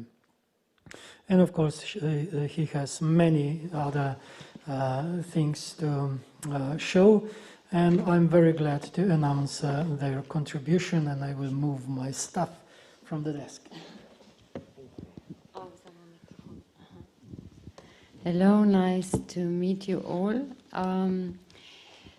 We decided to have a lecture together because in the last years I'm really interested about psychological effects on public because for 20 years now I'm observing the public practically in every performance, but I did not find a scientific approach to this kind of effects that happen with an influence of smell. So I will make a short description how I'm developing and researching the immersion into the experience because of the smell, and how it works, how it did work or how it didn't work. Like Barbara said in the morning, Barbara Orel, she was quoting Erika Fischer-Lichte. Yes, in classical theater, it's not controllable, the smell, and this is really difficult. That's why I think the smell is not used. But this was my special challenge, which I'm kind of combating the last few years. My origins with smell research came from Teatro de los Sentidos, because I started there in '99 with smell research, and I had to make a smell design for 3 big performances, Oráculos, Hilo de Ariadna and La Memoria del Vino. And these were really huge performances, and there were more than 20 scenes in these labyrinths, and more than 20 actors, and everything had to be scented. Scenography, set design, and the actors, each actor had to have his personal smell, because his personal smell was kind of costume, beside his costume, because it gave to the character kind of identity. And this was my task. Enrique said, okay, each character has to have his smell, because his smell is part of his character. As well as the scenes in the play, they had to be scented, because the scent was creating an atmosphere and an information which we wanted to enter into the person, maybe or on conscious or unconscious level. So this was kind of 8 years, or let's say intensively 5 years of making smells in 300 repetitions of performances. And I had this opportunity to observe every day and to read the commentaries of the public, how they felt the performance, the play, and also there were a lot of commentaries about the smells too. So because we had to make, working with Enrique, it doesn't mean that you just come and play and go home, but you have a lot of homework, you have to research, you have to read, and we had to prepare a lot of lectures for our colleagues, and to share the knowledge and experience with others every day, hours and hours. I got used to this, so parallel to work with him, I was also creating projects with Senzorialno, and in this now I'm, I think, around the 35th and 34th play that I'm creating in these 20 years. I'm also researching the role of smell and how it influences people. First, of course, I began a copy-paste concept from Enrique and Teatro de los Sentidos, were labyrinths. These labyrinths were made out of cloth, And it was really easy to apply sense, and really people did immerse, because the labyrinth, they had to travel through experiences, and in every meter they stepped, on left and on the right, there were cloth. There was a cloth, theater cloth, which was, I applied smells on this cloth. And they could feel this sense, they could feel sense every moment of the play. In black corridors, in scenes, and also with actors in every scene. So this was really kind of a lot of work, but it was easy to apply smells. And the smells did a good job. But then, going out of the Teatro de los Sentidos and trying to make my own way, I realized also that it was really expensive making labyrinths, construct labyrinths, and to rent spaces, venues for 1 month or 2 months.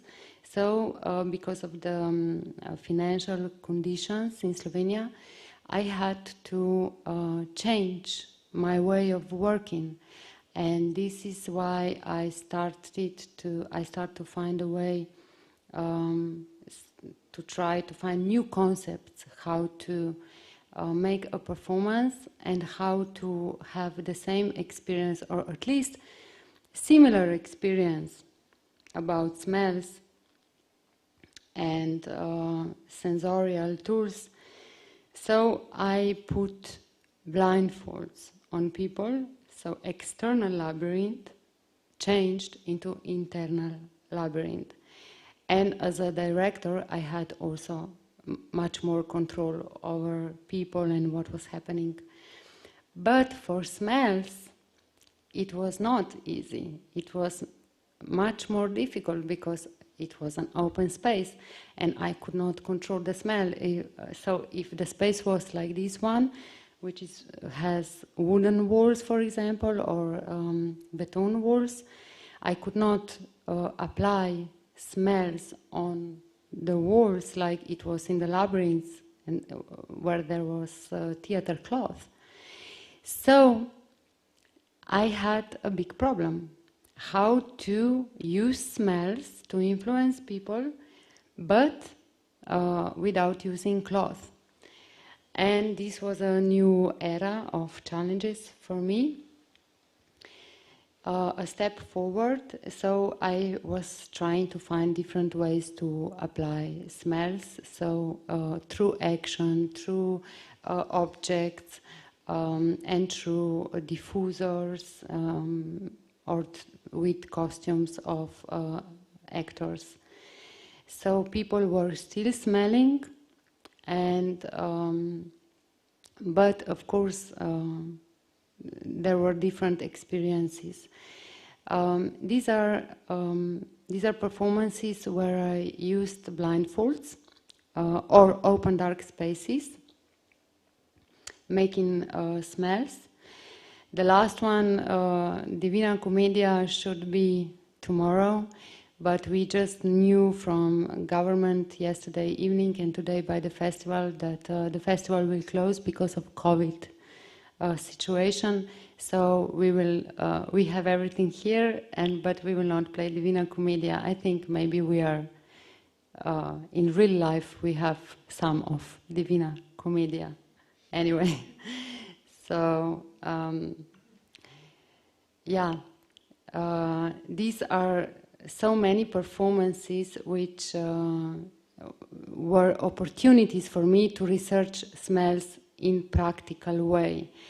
And the commentaries of people, because we don't have applause on the end, but commentaries of people are always inspiring me and engaging me to have a deeper research and to continue with the work, even though the work is not easy.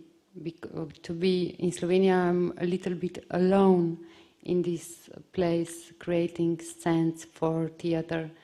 So I can share my knowledge and experience only with people abroad. Then in 2008, it was my first experience when I was collaborating with museums. This was again a new step in research, because then I realized that, wow, you can use this dimension of smell also for exhibition, and also the exhibition can be enriched by these other dimensions. And for example, in 2008, in Slovenian Ethnographic Museum, they had 6 months of exhibition. Spet se rodile is in Slovenian. The wines birth again, and gave birth again, pardon. And they had an exhibition of procedure of wine, because we are wine country, Slovenia is wine country. So an exhibition was about the wine in Slovenia. But beside exhibition, they had, I created the performance for during the night. And the performance was made as an installation of set design, was actually installation during the day. So people, visitors could beside exhibition, they could visit also an artistic installation, and this during the day they could smell and touch and look at the installation itself. But in the evening, they could join the play, and the play was presenting the transformation from grape to wine. It was an experience. People were going through the same process as the grape goes to become wine. And then there was another, in 2014, another collaboration with the museum. I was really eager to try to deepen or enlarge the experience of Roman time in ex-Ljubljana, because Ljubljana was in Roman times named Emona. So I wanted to bring the life of Emona city of Roman times to people as an experience. I had to research a lot, read a lot of materials and documentaries. I had to watch a lot of documentaries. So we did 5 different experiences, and it was in Archaeological Park of Emona, which is part of City Museum of Ljubljana. The commentaries of people were that even though they watched a lot of Roman movies, now they did experience much more fully the Roman times. They could imagine much more strongly how Roman times were because of the smells and sounds and taste. And I must also be honest and tell the truth that here I didn't have enough courage yet to use also really bad smell, which was really significant for Roman times, and this is the smell of urine, because in Roman times they were pissing into amphoras on the streets because they were washing clothes with urine. And I didn't include this smell because we were in archaeological park, and we couldn't even touch the stones. So I said, okay, I will put urine out of this experience. And then I started in 2014. I made collaboration with International Center of Graphic Arts. There was an opportunity to research, to make an exhibition of smells and visual and sounds.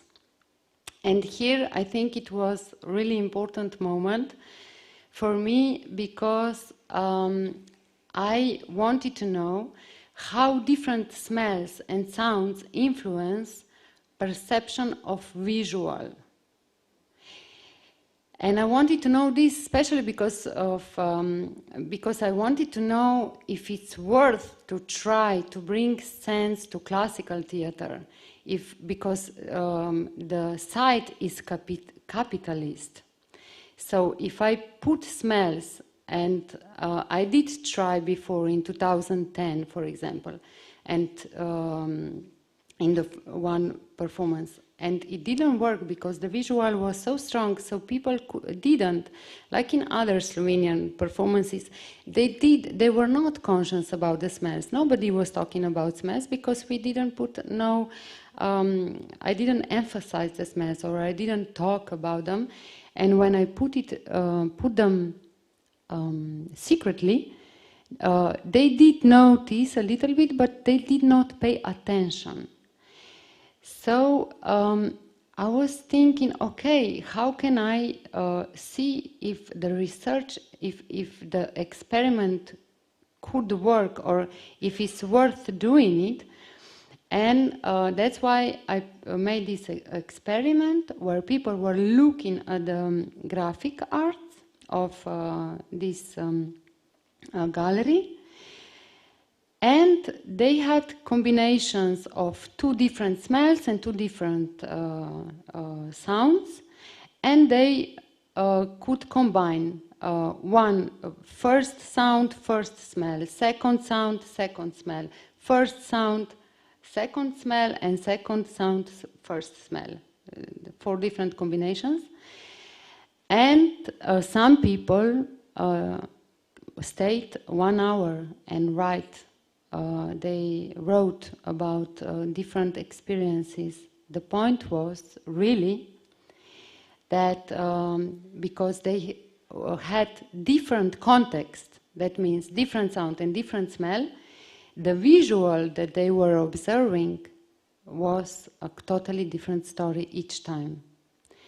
So I realized, okay, so if I put different sound and different smell together, they will perceive the same visual thing, the same picture.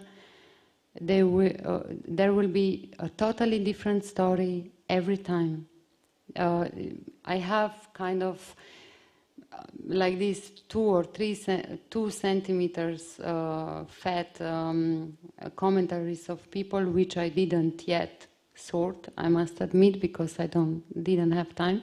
But just, scientifically, but just reading the commentaries, there were really, really different experience with different smells and different sounds. And that's why I said, okay, I can use smells for theater, and people maybe will not talk about it. People will maybe not pay attention, but I will influence as a director that they will perceive the play the way I want it. So it's kind of, this smell became there also an invisible friend who could influence to the atmosphere of the play in the way I wanted, because of the research with Enrique, I know exactly how each smell can influence people, mostly, even though it's really individual, the perception.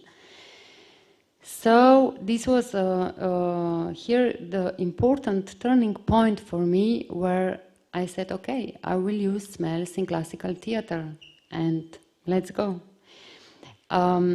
Then I also did another experiment, which is how to awake the cultural heritage or history For example, this is a house which was a hotel, and it had different identities.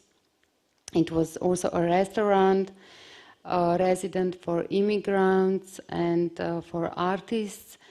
And its history, when they renovated this house last year, no, in 2018, it was the opening in the city of Ljubljana. This house is called Švicarija.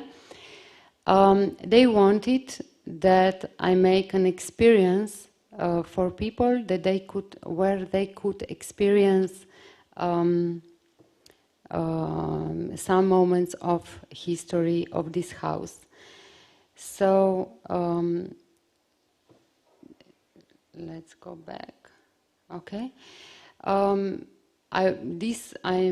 telling in this point also because I wanted to say that smells is not only good to be used in theater, but also for galleries or museums, where they realize now it's a new trend that they want to have a multi-sensory experience, not only audio-visual.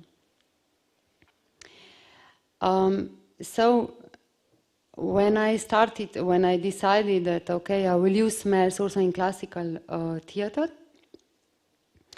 you can see for my first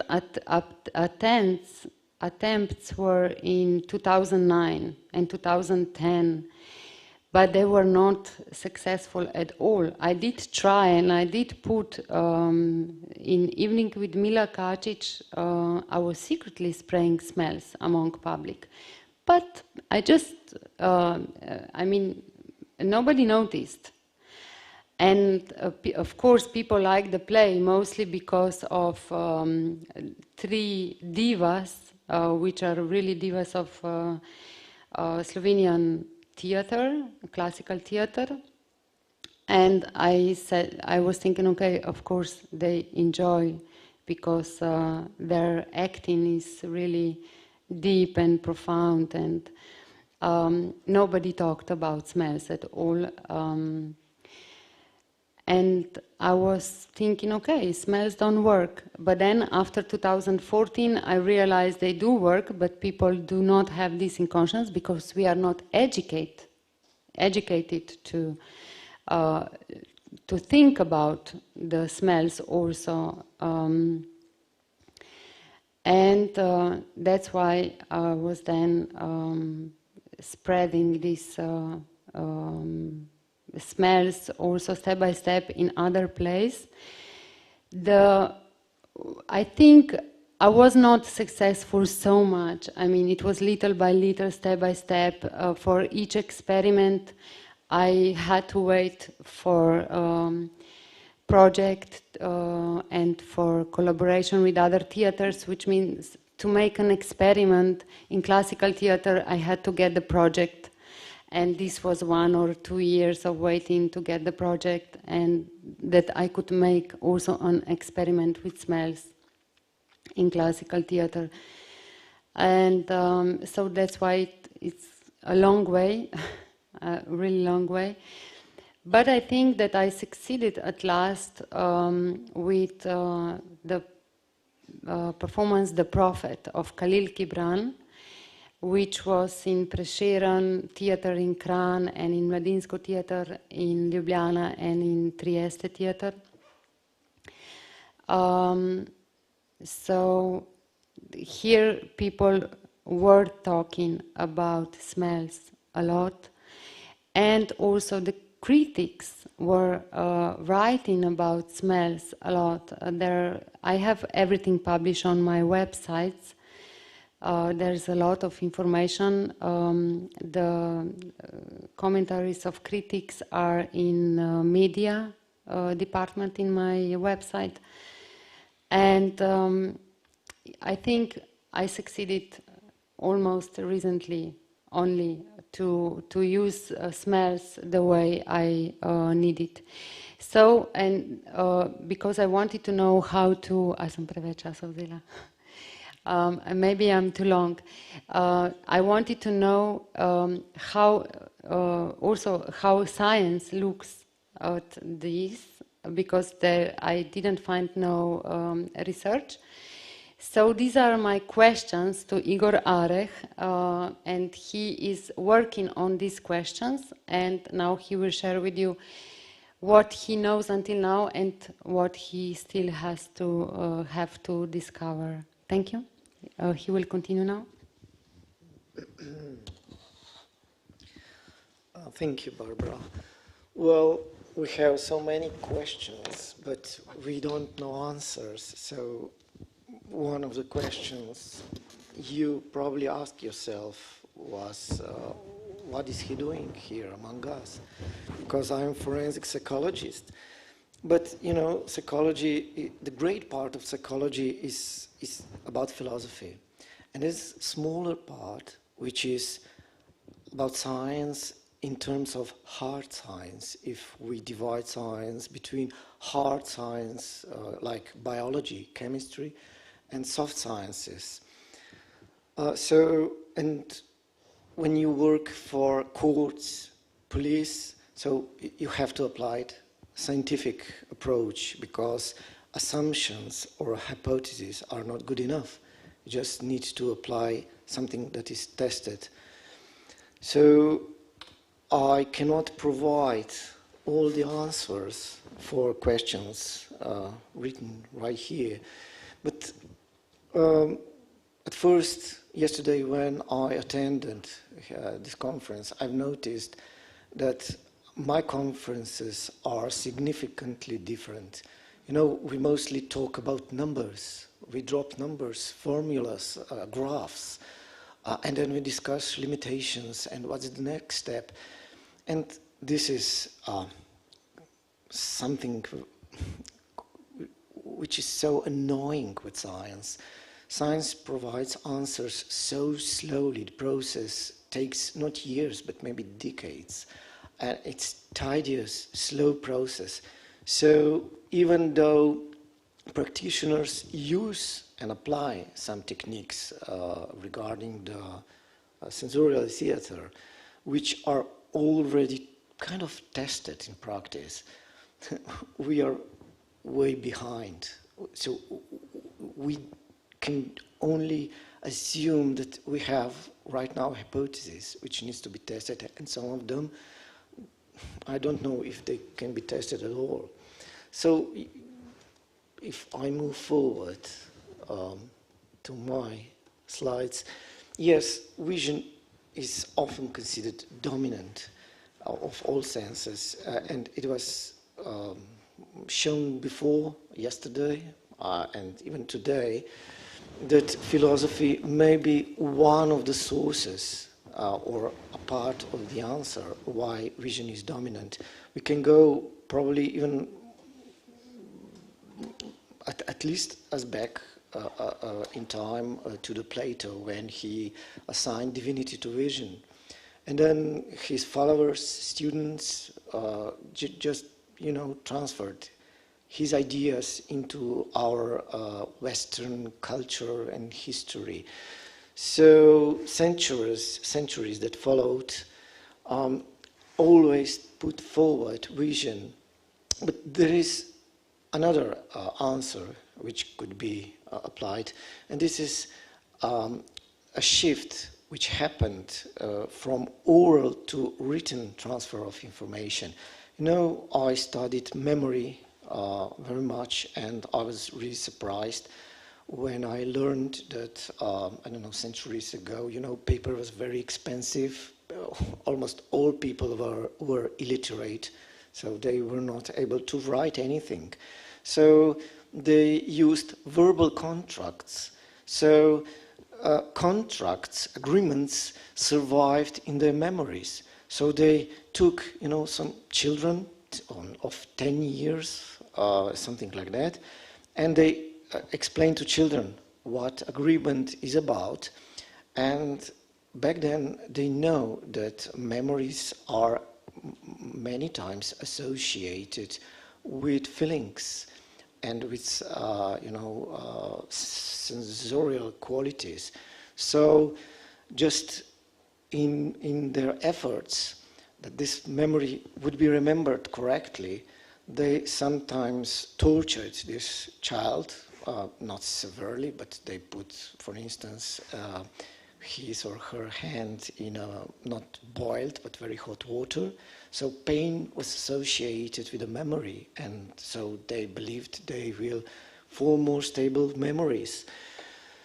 But then, in the 15th century, we went through, our civilization received Gutenberg press revolution, if I may call it so.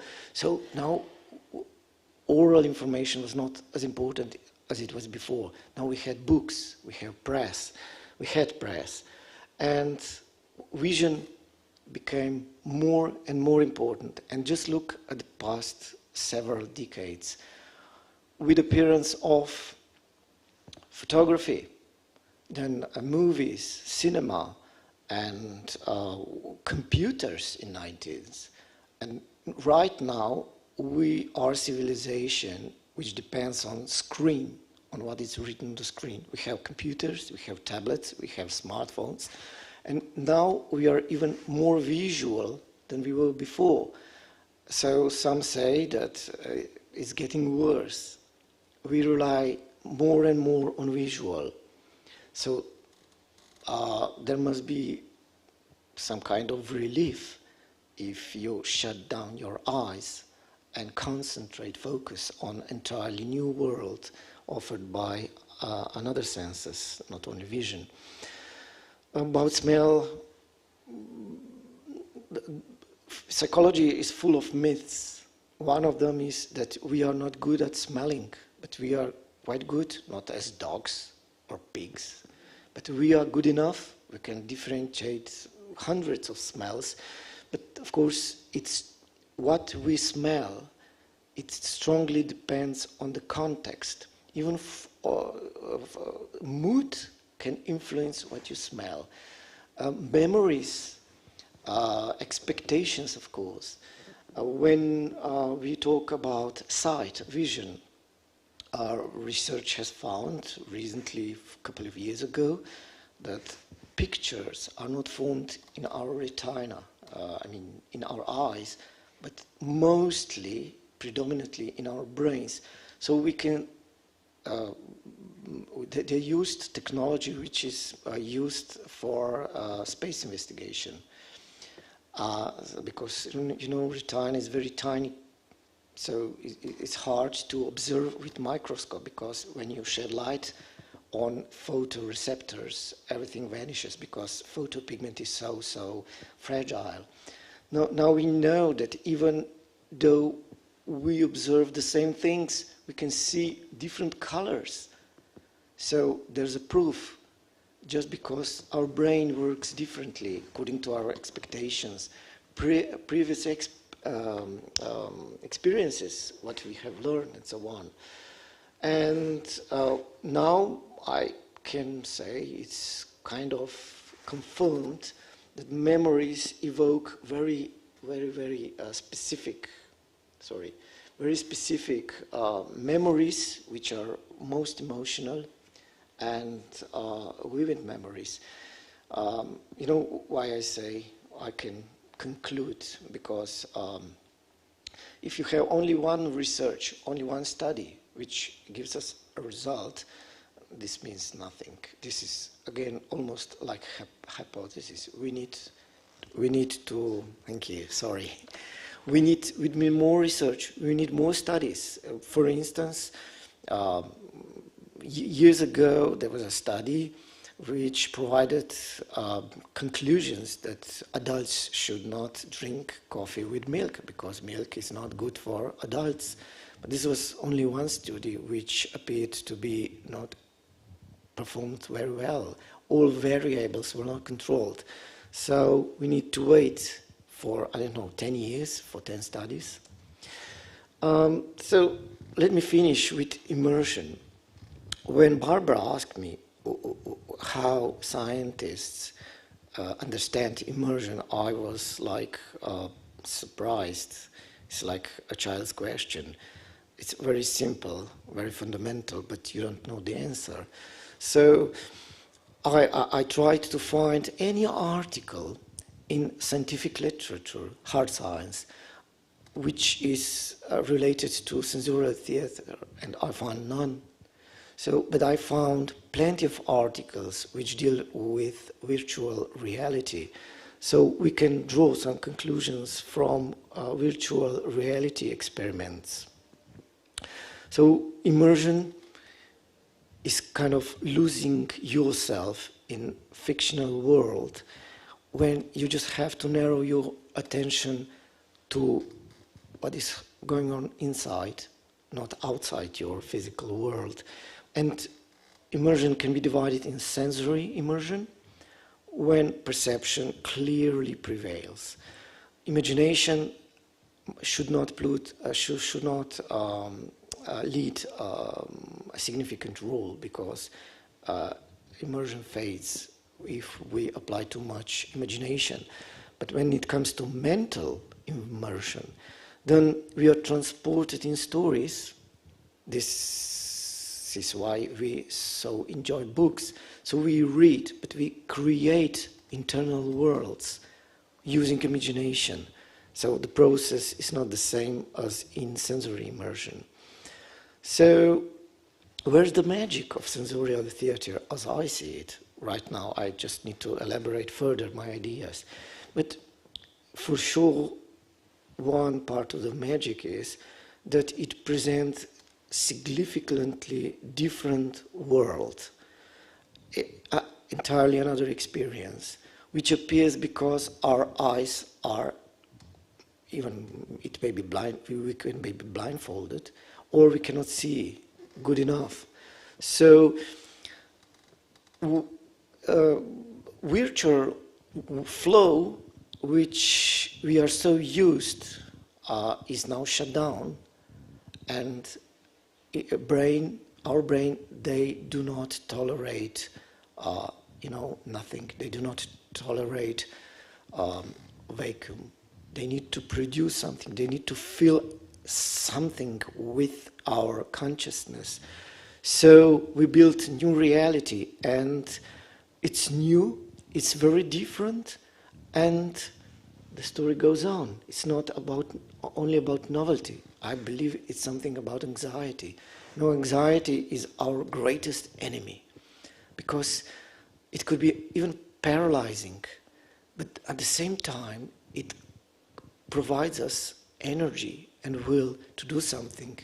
And so it's like you have two sides, good and bad side. And when we are involved in sensorial theater performance, there's a known person who leads us. There's a known situation, and there is information which is not the information which we are used to experience. We don't have vision, or it is limited significantly. So we conquer anxiety. We dare to challenge it. And part of the thrill we go through when we are involved in theatrical performances like this, sensorial theatrical performances, may be due to overcoming our anxiety. So, like I said it at the end, we are safely taken to unknown, and then we will return back to known without suffering any bad consequences. Nothing bad happens. And it's a good experience. It's like a psychotherapeutic experience when you know that you conquered something that normally causes you to think bad about yourself, or you're afraid, and so on. So in these few minutes, I think it's all I can produce right now, but maybe if there are questions, I can explain further my observations regarding sensorial theater and things like associated. Thank you.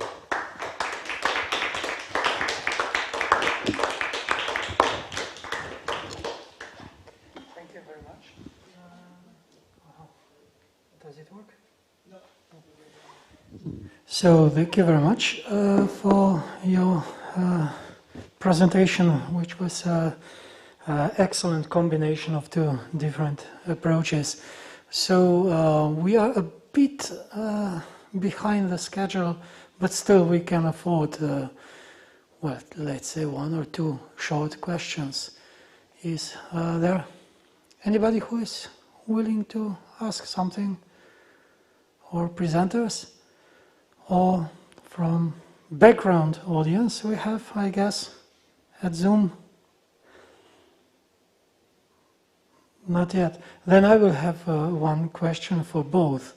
The very term immersion is very difficult to cope with in other languages than English. So do you have any suggestion how to translate it into Slovenian?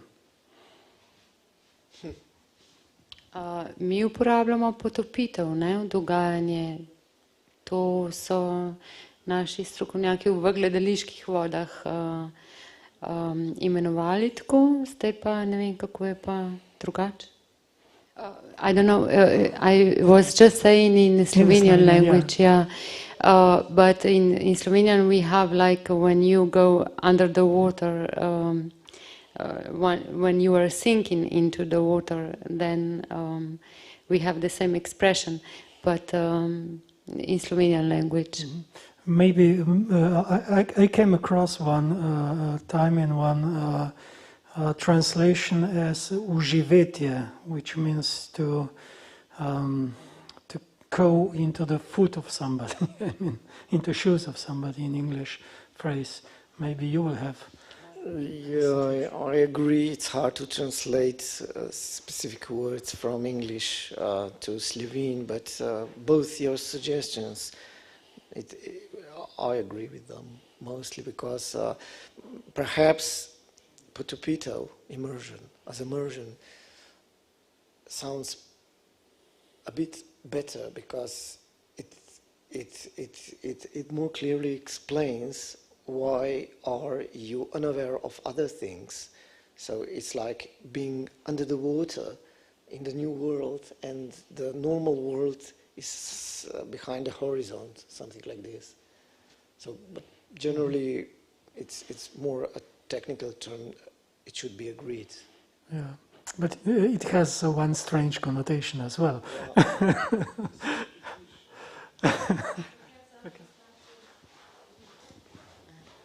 Thank you. I would just like to comment on these 2 terms actually. You mentioned 2 Slovenian words for, I think that it is the same procedure. Of addressing the audience, and this is potopitev, immersion, and uživetje, which has to do, I don't know exact now at the moment I don't remember the exact word, but it has to do with the identification of the spectator with usually this is the identification with the character that is the actor on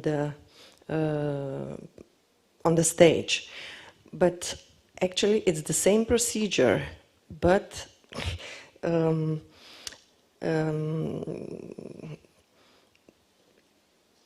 it's the same procedure, but it would be, how to say it nowadays, old-fashioned to speak about identification on stage. But so we have not only different words for the same procedures, but we also have to do with different kinds of realities and historical contexts in which perception appeared. And potopito in theater studies, immersion, is the concept that, and even the term that comes, I think, from računalniške, computer sciences. And in theater and performing arts, actually, it refers to in the beginning, when the user was transferred to theater studies and performance studies, this immersion referred to the projects that were not only live performances, but that used technology and were actually mediatized events. So, this is... Maybe I could just another word, uključitev, uključitvene prakse. So maybe they involve, because this means, in the English word also implies involving somebody very strongly. But we would have to use 2 or 3 words. I also like the word you proposed, but putupitvene is something which is used very widely also within the visual arts, and it's the mostly used term. Thank you very much. I didn't expect we will have such a long discussion on terminology with theater scholars, I have to admit. So I would now propose to start with our planned break, because we are more than half an hour later, and I hope we can catch the beginning of the next session at 3 o'clock in the afternoon. That means in the hour, maybe with 10 minutes delay, but not much more, with a last and final presentation by Helme Järvelvoma, and then we will have a general discussion, and I hope everything works as planned. And thank you very much for your great presentation. Thank you.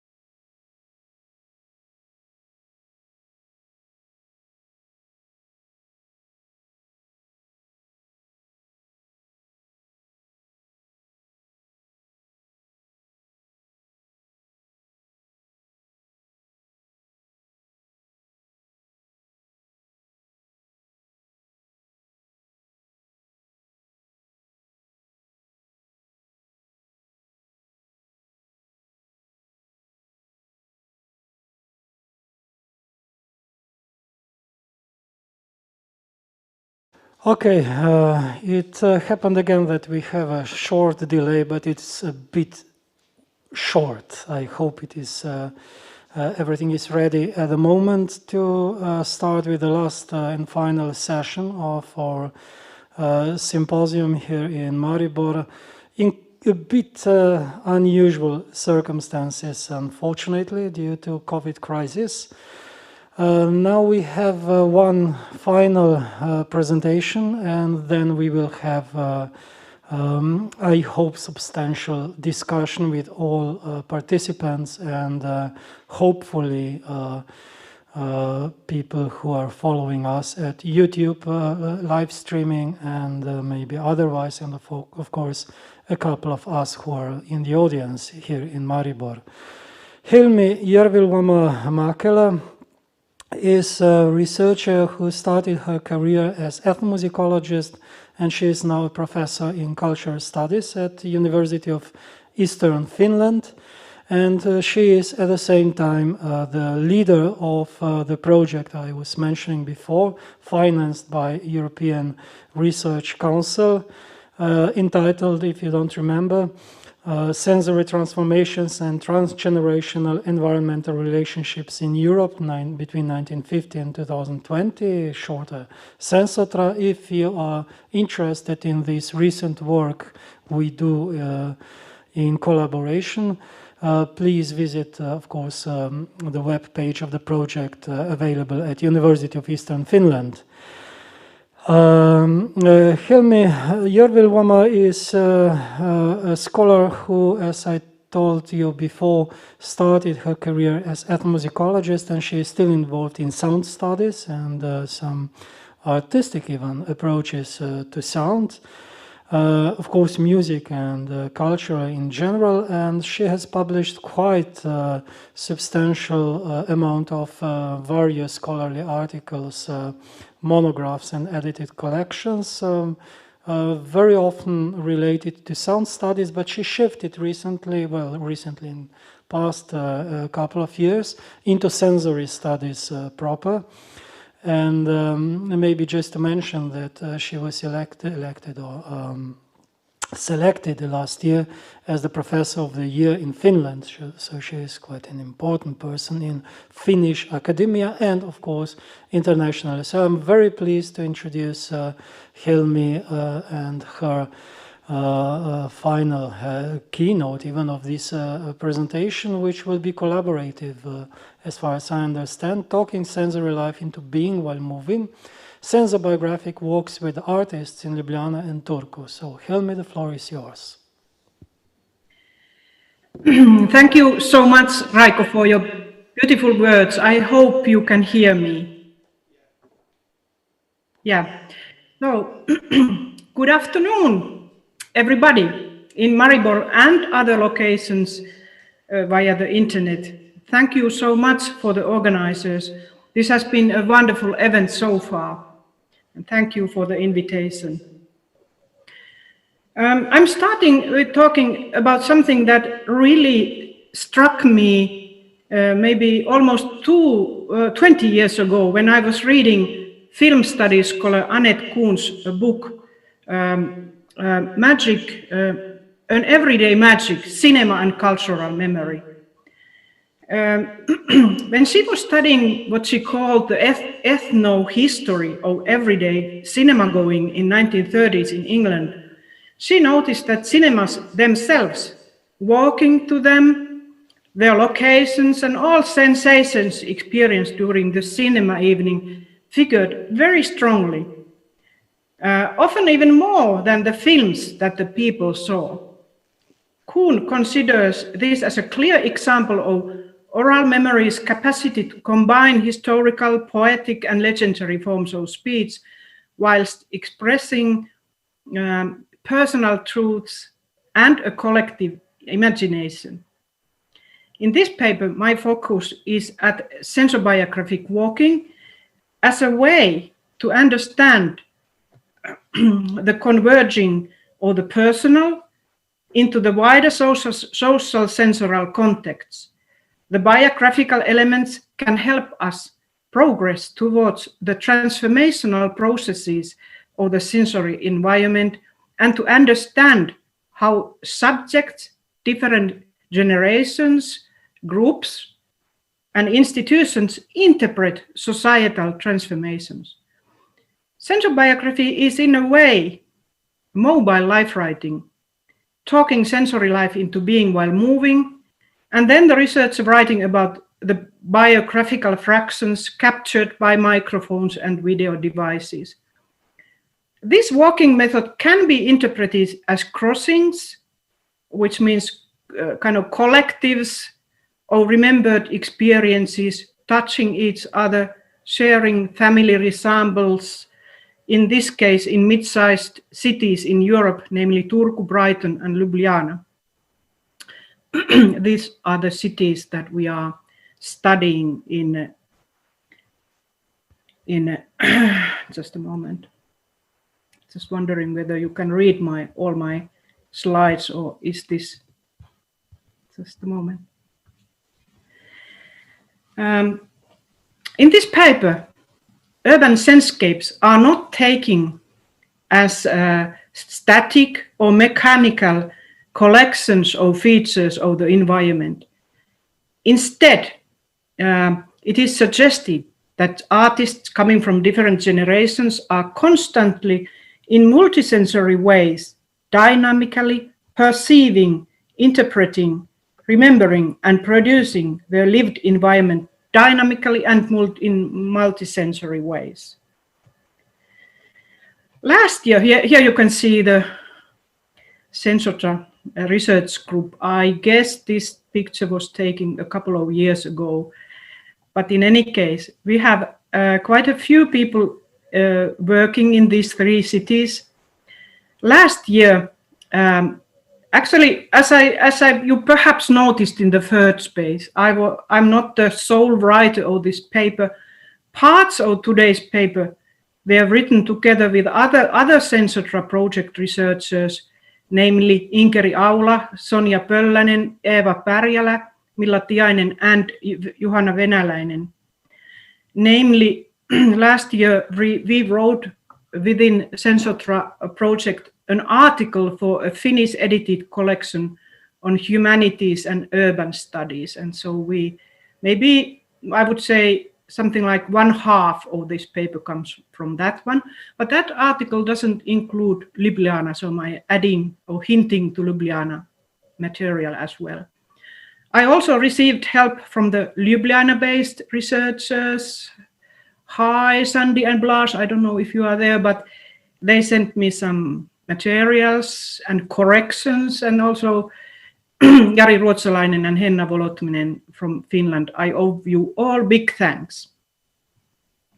With our article, which I just mentioned, we wish to participate in the development around research on artists. Namely, I don't think Raiko mentioned yesterday that in fact we have approximately 1/2 of the people that we are walking with are artists. So if we are making, let's say, 180 sensobiographic walks, which we actually have done, then approximately 90 of them have been done with artists from many different spheres of art. And we wish to participate in the development around research on artists, which has recently opened up new perspectives on the relationship between artists and their environments. We argue that sensobiographic walking brings fresh dimensions for these new perspectives.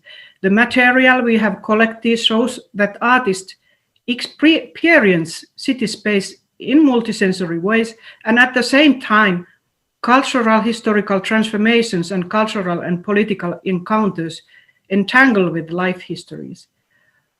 Artistic activities create mutual impacts and effects between people and cities, relationships in which the sensible transformations intermingle with individuals' own life histories and mold them.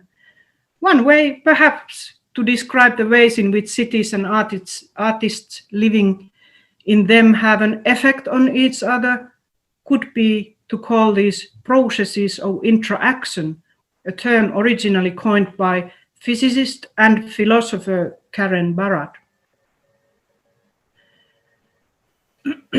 For the past 4 years, researchers of Senzorialno have approached citizens of Turku, Brighton and Ljubljana of different ages and backgrounds and studied the experiences of their own urban environments using these methods. Approximately one half, as I said before, they were artists in different branches of art. Although we did not ultimately use the word sense witness as planned in the early stages of planning, I guess we found this word from somewhere and also kind of developed it from soundscape provocateur Amaray Schaefer's word ear witness. So we were kind of saying in the early stages that could it be that artists are some kind of sense witnesses? Well, that's a problematic term, but in any case, I'm glad we considered that because it made us to think maybe there is something. Maybe we want to ask whether artists do indeed have special ways or skills for scrutinizing the urban reality and its changes via their senses. And if there are, how these special ways or abilities would perhaps be manifested. I don't go very in detail with the in the methodology, and I think yesterday Raiko was discussing enough, and I just say that each walk has participants from 2 generations. First of all, older participant born in 30s or 1940s, and secondly, a younger one born in between 1990 and 2004. Thus, the research setting stresses the contact between generations and the historicity of the experiences regarding the cities. At the same time, this provided the researchers with an opportunity to analyze whether any of the ways of sensory experiencing are commensurate or non-commensurate. So today, as I said, I'm focusing on perceptions coming mainly from the fieldwork in Turku, but I may also apply to the material from Ljubljana. I just briefly say something we have already found out, because I've learned that it's best to say the main thing in the beginning of the paper, otherwise you might never be able to get to that. So I'm just saying, before showing you some examples, that based on our findings, it is clear already at this stage that becoming an artist, being trained and competent in making art, and a closeness to artistic work as such, encourage special ways of perceiving the urban environment and its sensory transformations. The skills and everyday practices have an effect on how the environment is sensed. The construction of senses varies not only culturally and historically, but also individually, as we all know. For example, synesthesia as a phenomenon is more common in some people than in others. On the sensobiographic roots, it became clear how meaningful places in Turku and other studied cities intermingle with artistic processes and art making. It is not only the professional training of skills and personal routines which create the specially attuned ways of sensing. The making of art creates impacts and ways of being energized and otherwise affected by the relationship between an artist and city, effects in which these sense changes in the city entangle with biographies. So now we come to the first example. We have the visual artist Anna Sofia, born in 1980s, who in her work, we can see actually here a snapshot from the video machine that was attached to her body. And here we walk past Brahe shopping center, and Anna Sofia exactly chose the route which she wanted to walk with us with photographing in mind. Because earlier she had been taking photographs in those places. Anna-Sofia told during her walk how she has learned to observe the city of Turku in new ways through photography, and has also started to appreciate elements of the environments that are often considered to be of little value, such as urban concrete jungle or the ragged or shabby Brahe shopping center that has always been a bit freaky place for her. During our sensobiographic walks, also situations were remembered in which the city was regarded as a deliberately built or molded work of art, a performance or a game. Petri, an artist born in 1950s, remembered how he and his friends used to use certain situations as their sources,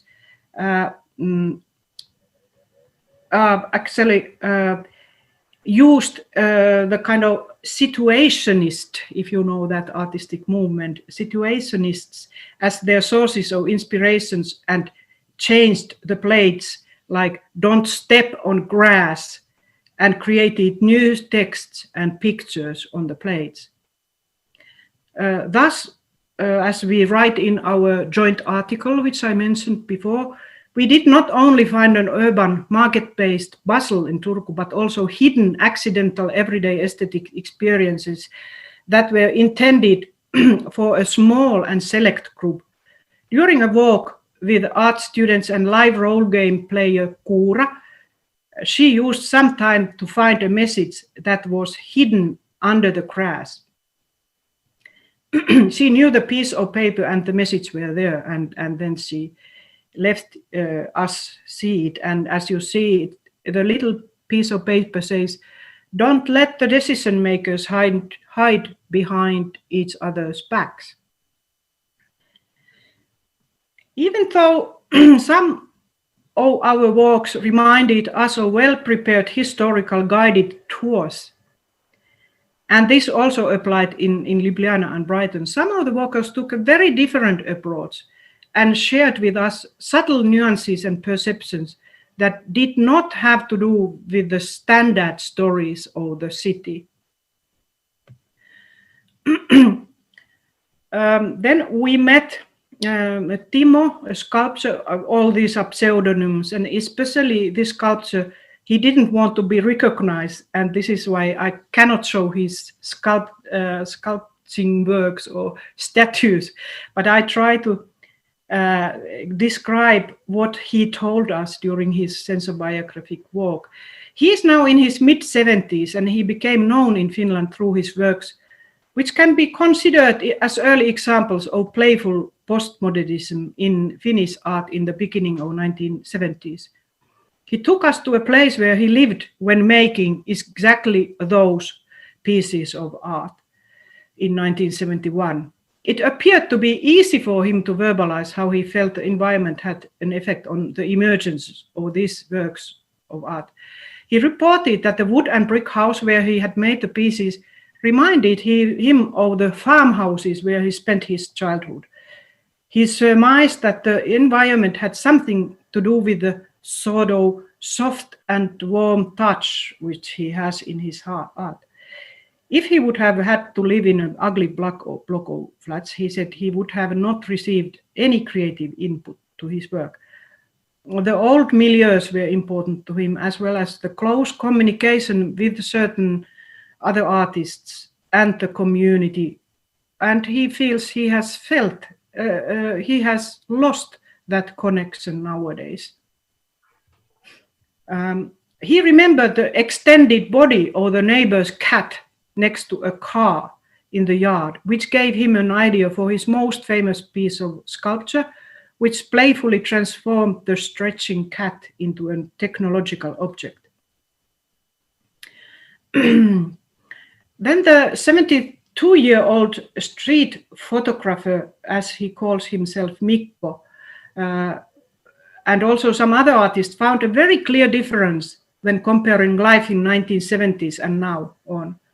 In earlier times, after the theater and other events, this would be in 70s, Everybody always went to a bar after a theater or concert, and there were extremely lively discussions. It was very much a face-to-face action, says Mikko.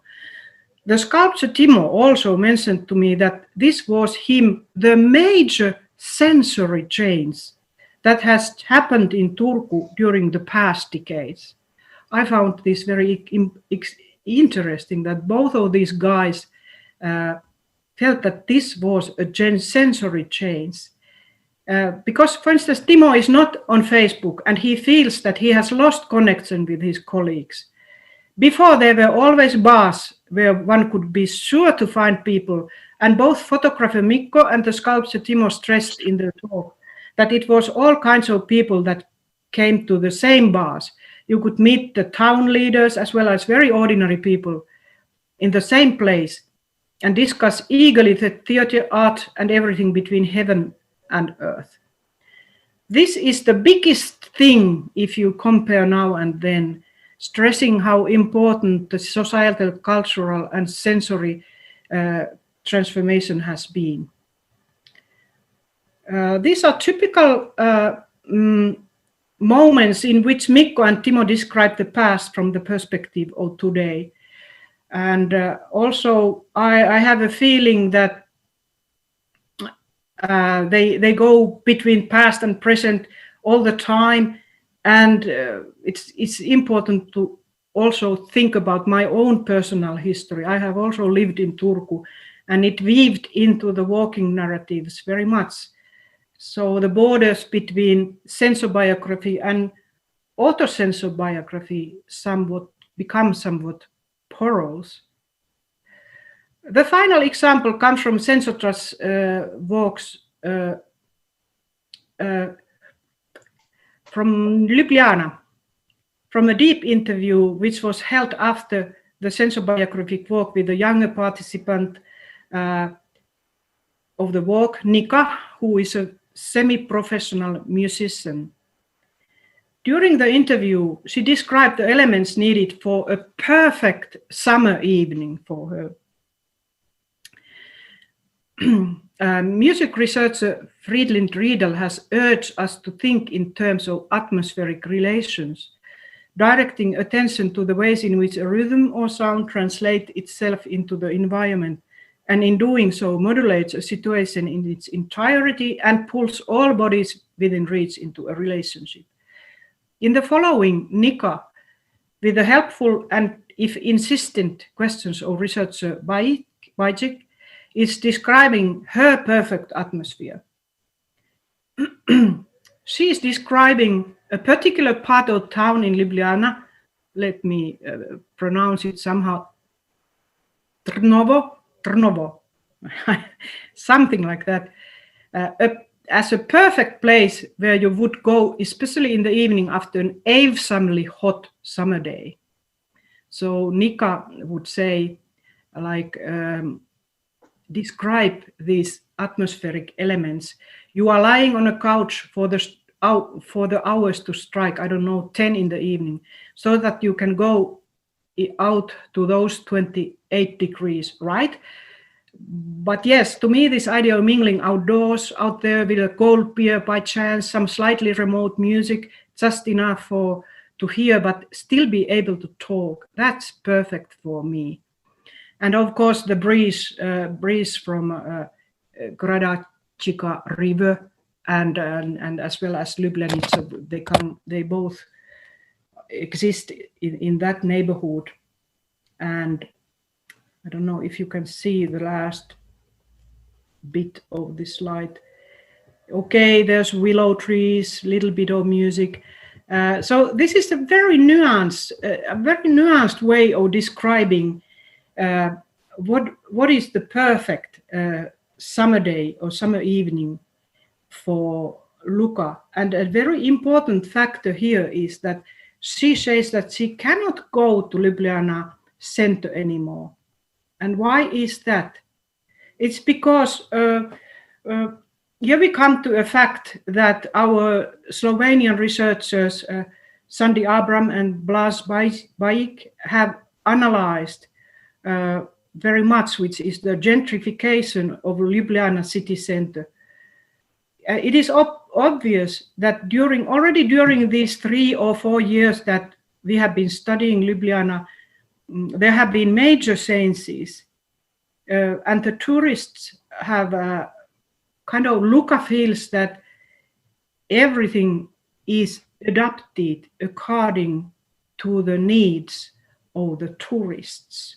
And she says that she can't go for a beer there or drink a cup of coffee in peace because there are always so many people. You don't have the will to go there anymore.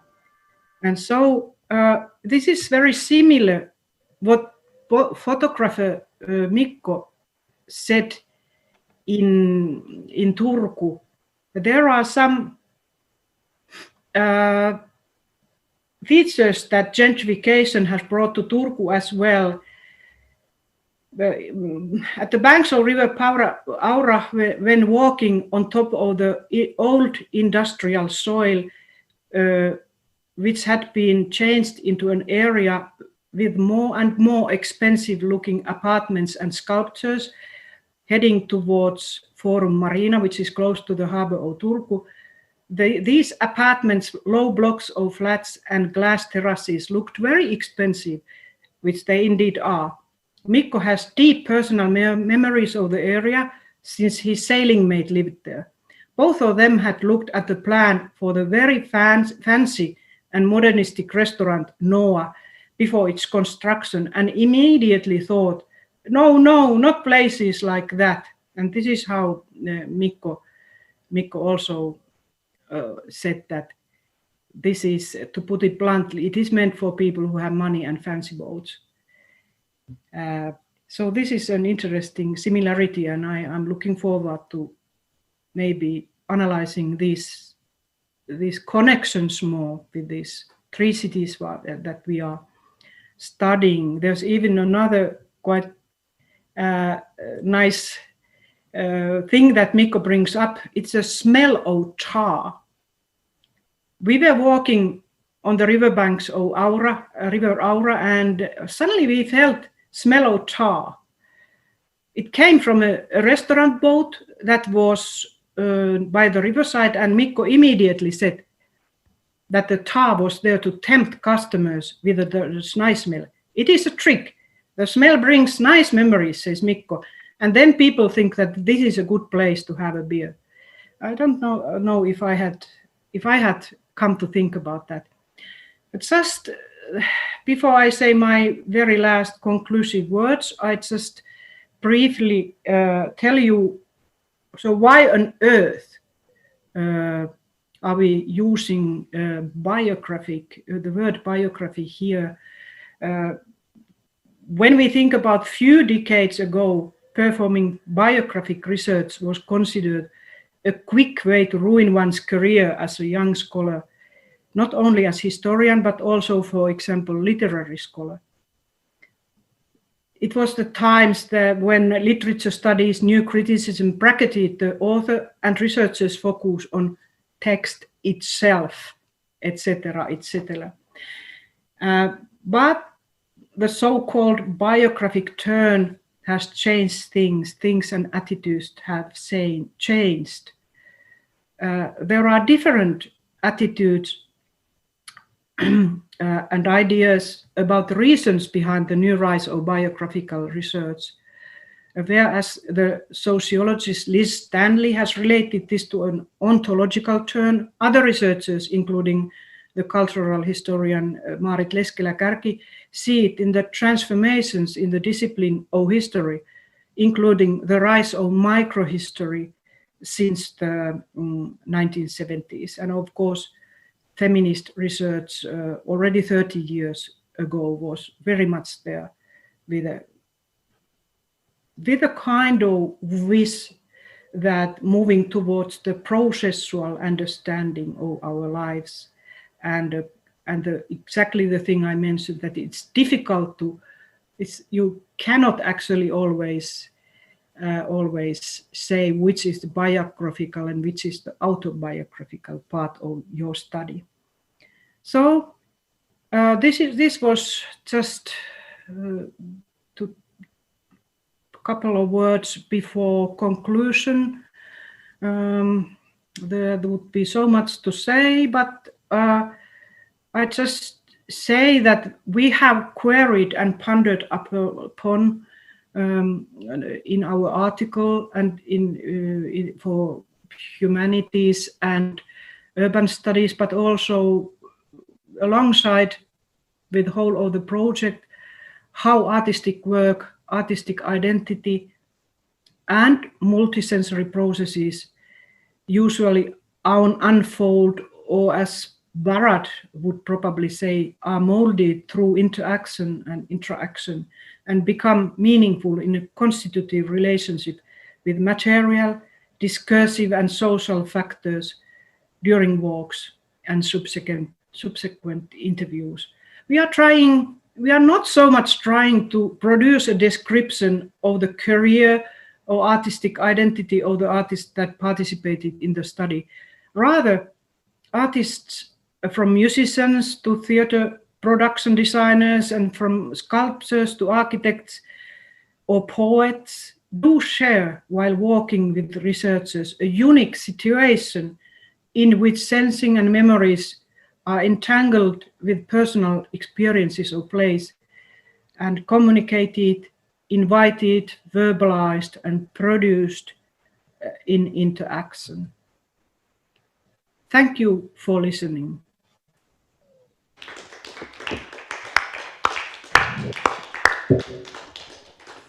Thank you very much, Helmi, for your presentation and, of course, sharing us information about issues that are definitely relevant in these strange times.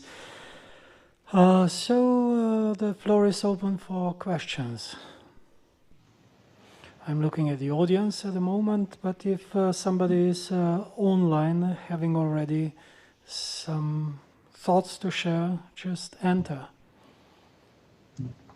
Raiko, it's David Howes here, Okay. incognito, my daughter's name that is on the screen right now. So I am Emma for these purposes.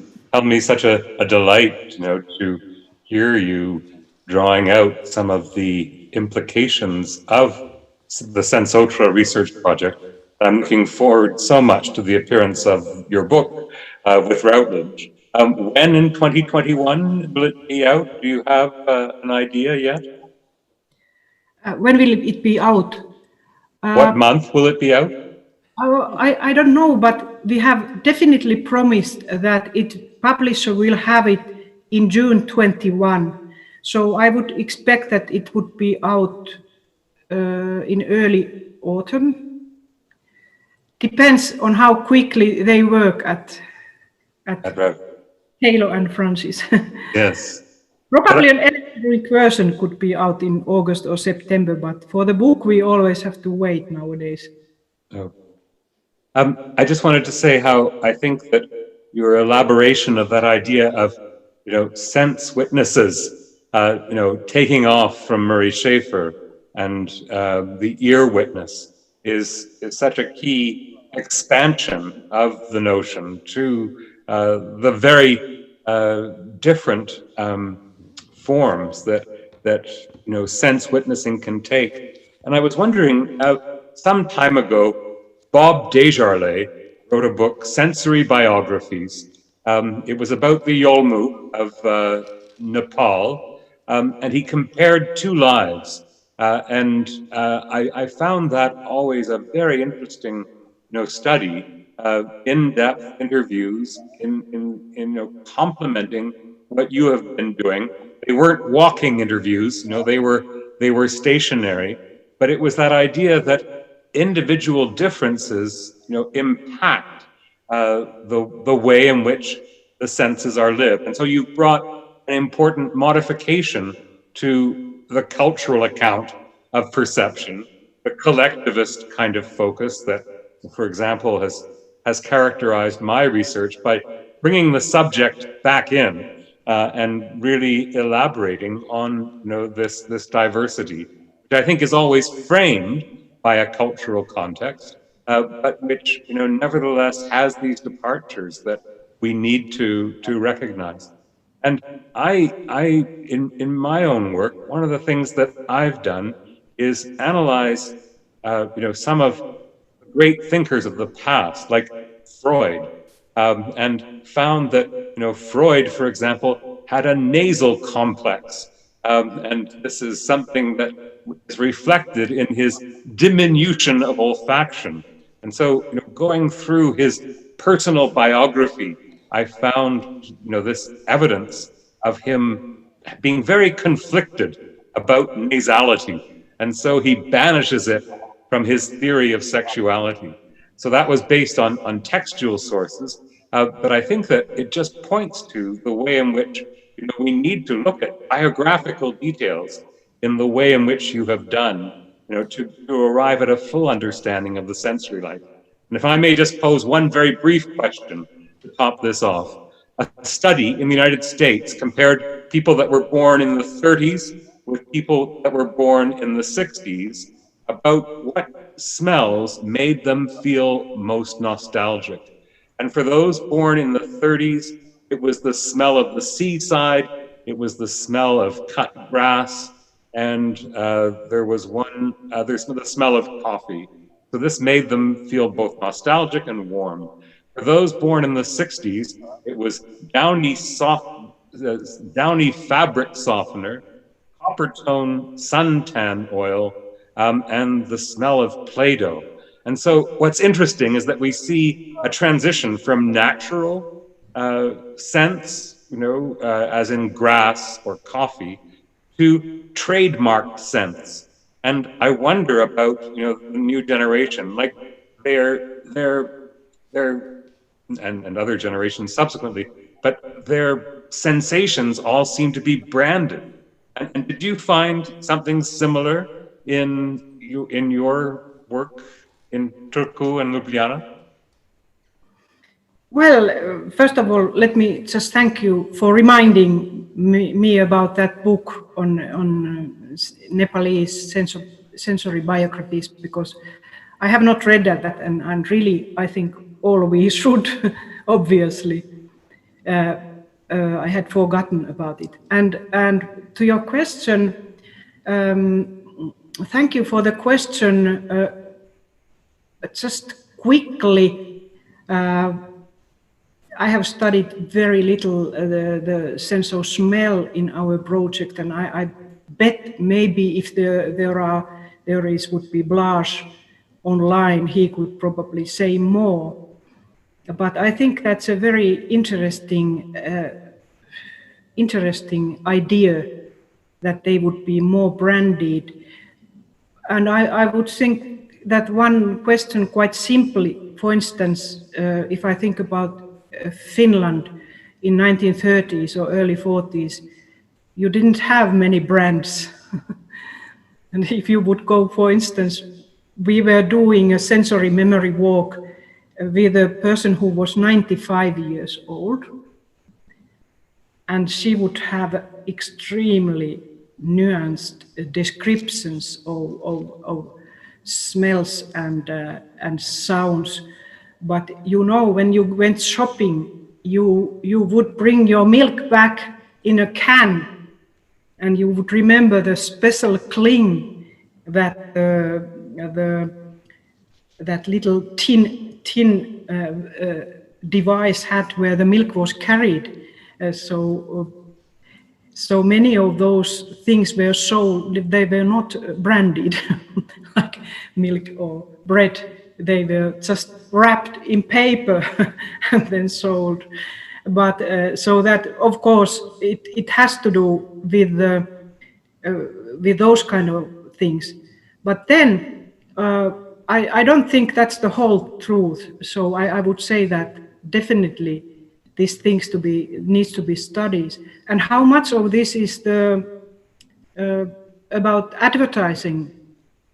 I do remember that you yourself have discussed a little bit of this branding matter. And well, we have in a way, I would like us to make some kind of, as I mentioned in my talk, how do the generations relate to each other? And are these memories commensurate or not? Because at some point, obviously, there are memories that the different generations clearly share, especially, for instance, Sandy is now writing about socialist Ljubljana and socialist, the smell and taste in socialist Ljubljana. And I remember reading from his work that actually, if you take some of the pairs that were related, like you would have grandmother and grandson or granddaughter, they would definitely kind of share certain memories, and less so if you are not related. And I'm very much looking forward to reading Sandy's PhD, because he's going very much into detail with that. But one more thing, we are interested in technology, and one of the presumptions or kind of interesting questions behind the whole project was that how is it different to walk and talk and interact with people who are talking about their childhood and youth when there were no technological devices?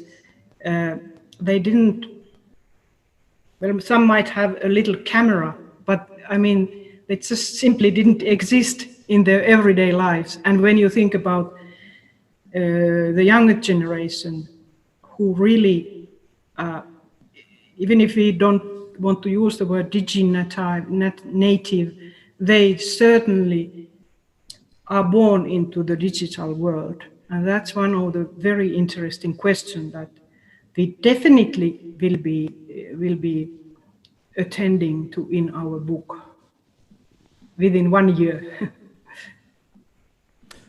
Okay, hopefully it will work out as planned. I certainly count on it. In any case, I noticed just that we touched the predicted time for general discussion already, which means we are at 4 p.m. So I would suggest somehow to just proceed with general discussion. I have to explain. Yeah, thank you. Thank you very mute much. myself. Thank you very much, Hilmi. Thank you. Bye-bye. And hopefully you will stay with us for general discussion. I will. Yeah, great. Can I just thank David once more for this wonderful question? Yes. Yeah. Thanks. Okay, so I have to explain that I can follow with this short delay YouTube presentation. We have only 6 people watching us, but I definitely invite them to write down in chat their eventual questions. But I don't have visual information about participants on Zoom at the moment. I guess everybody who was a presenter at the conference is at Zoom. So I just simply leave you to enter the discussion in the moment when you find it reasonable and or possible at all. But don't wait for me to introduce you, because simply I can't do it. And we have here in the audience a small group of people who are sitting in real place here. So I now open the floor for this general discussion and invite, of course, Tomasz to join me here at the desk, that we will be 2 of us together somehow conveying this general discussion. There were plenty of interesting issues and topics appearing, and what I was fascinating the most was simply how close scholarship and art work or artistic creativity became in past couple of years. This is the development I really admire. I have to admit, but I will not speak now. I will just wait for your interventions.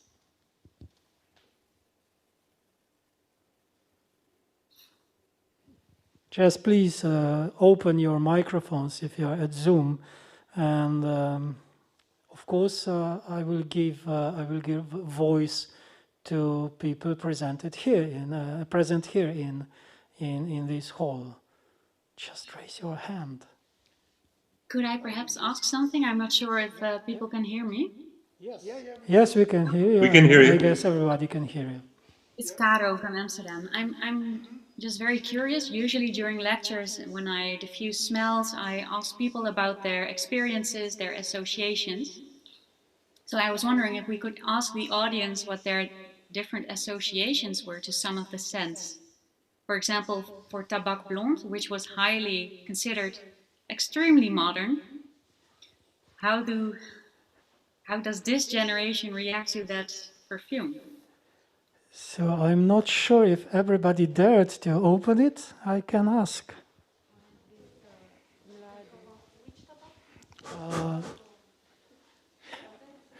Maybe I could begin with this. My impressions about the tobacco, because I'm coming from the theater. I always have this problem of the atmosphere in which I'm concentrating on the smell. And what you asked me, gave me some thoughts about how I experienced smell and touch. And I enter into a sensory walk at the same time while watching the Ariadna's Thread by Enrique Vargas. Basically, I entered I was basically entering into a corridor in which there were grains of coffee, and I could smell, touch, and basically elaborating with all my senses, and basically I entered into a very, very interesting walk. But when I smelled the perfumes here, the smell was what was very interesting for me was that the smell was very, very strong, and although the space was quite everyday life space, the smell was already transferring me to another world of imagination of my own autobiography. So I could not describe you the smell, but I can describe you the sensation this smell gave me. Thank you.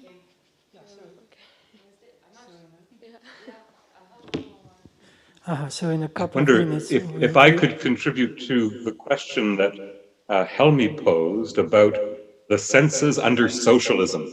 I find this a fascinating topic, and there's a wonderful book by Christoph Neidhardt about Russia's Carnival, and it's about before and after 1989 and the sensory transformation of the Soviet Union during that time. But back in the early 80s, I went to an international ethnological conference in Zagreb, and I still have certain olfactory souvenirs of the senses under socialism from there. First of all, there was the unique smell of petrol, which was very different from the smell of gasoline. And it was pervasive. It was, very much maybe because of the exhaust systems of the cars in the public realm.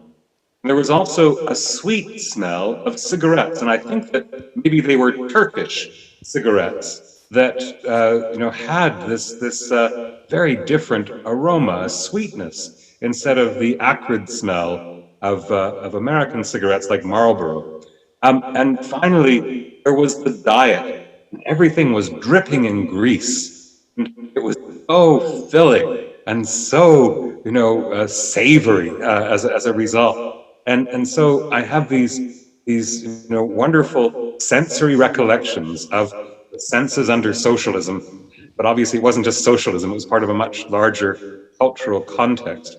But it seemed to me at times that the smell was seeping out from the cracks in the concrete. So there were monumental statues, there were monumental buildings, a little bit in disrepair, and it seemed like this essence was seeping out of those cracks in the face of socialism, as manifested in its monumental culture, and that is what I was picking up on. So I can't smell where you are right now, but I have those recollections, and they're very strong.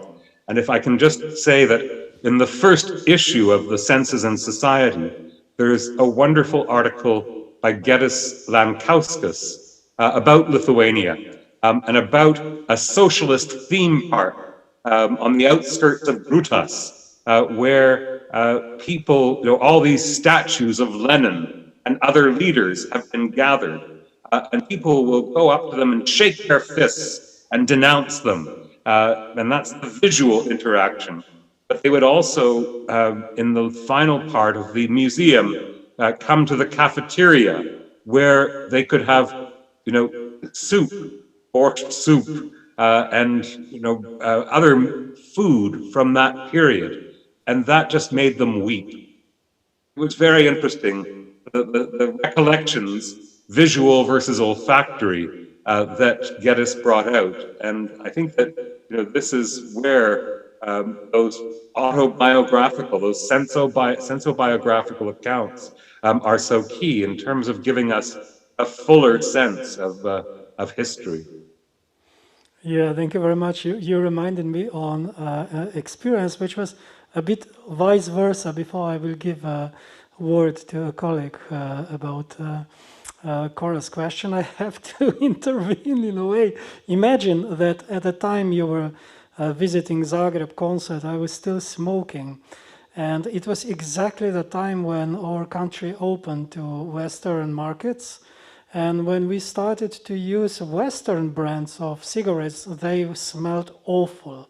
I mean, I was so much disappointed about them that you can't imagine it, actually. So it is vice versa. It is double twist, let's say, a situation which may be even more complex than it seems at the first time. And Yugoslavians were quite proud of having Herzegovian tobacco, which was considered as the best in the world.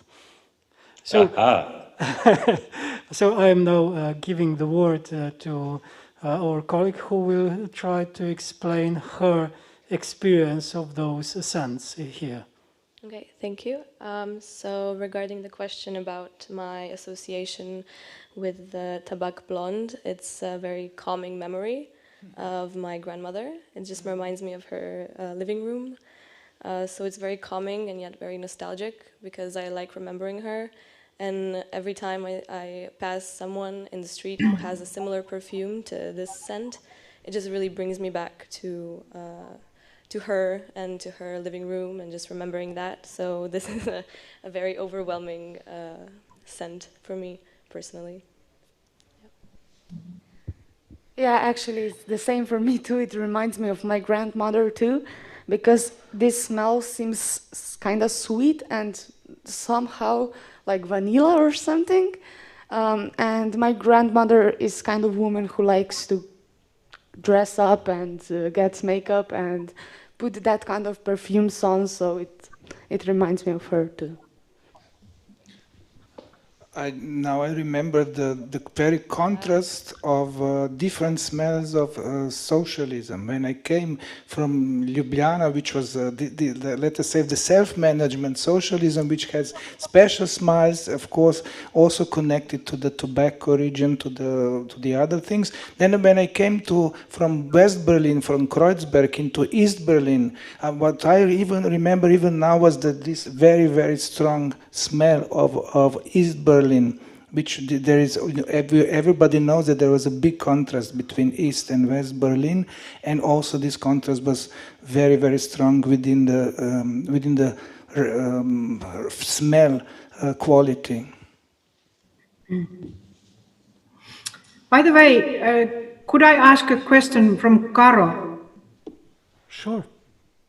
Okay, Thank you, Caro, very much for your paper. That was really interesting, and it came to my mind.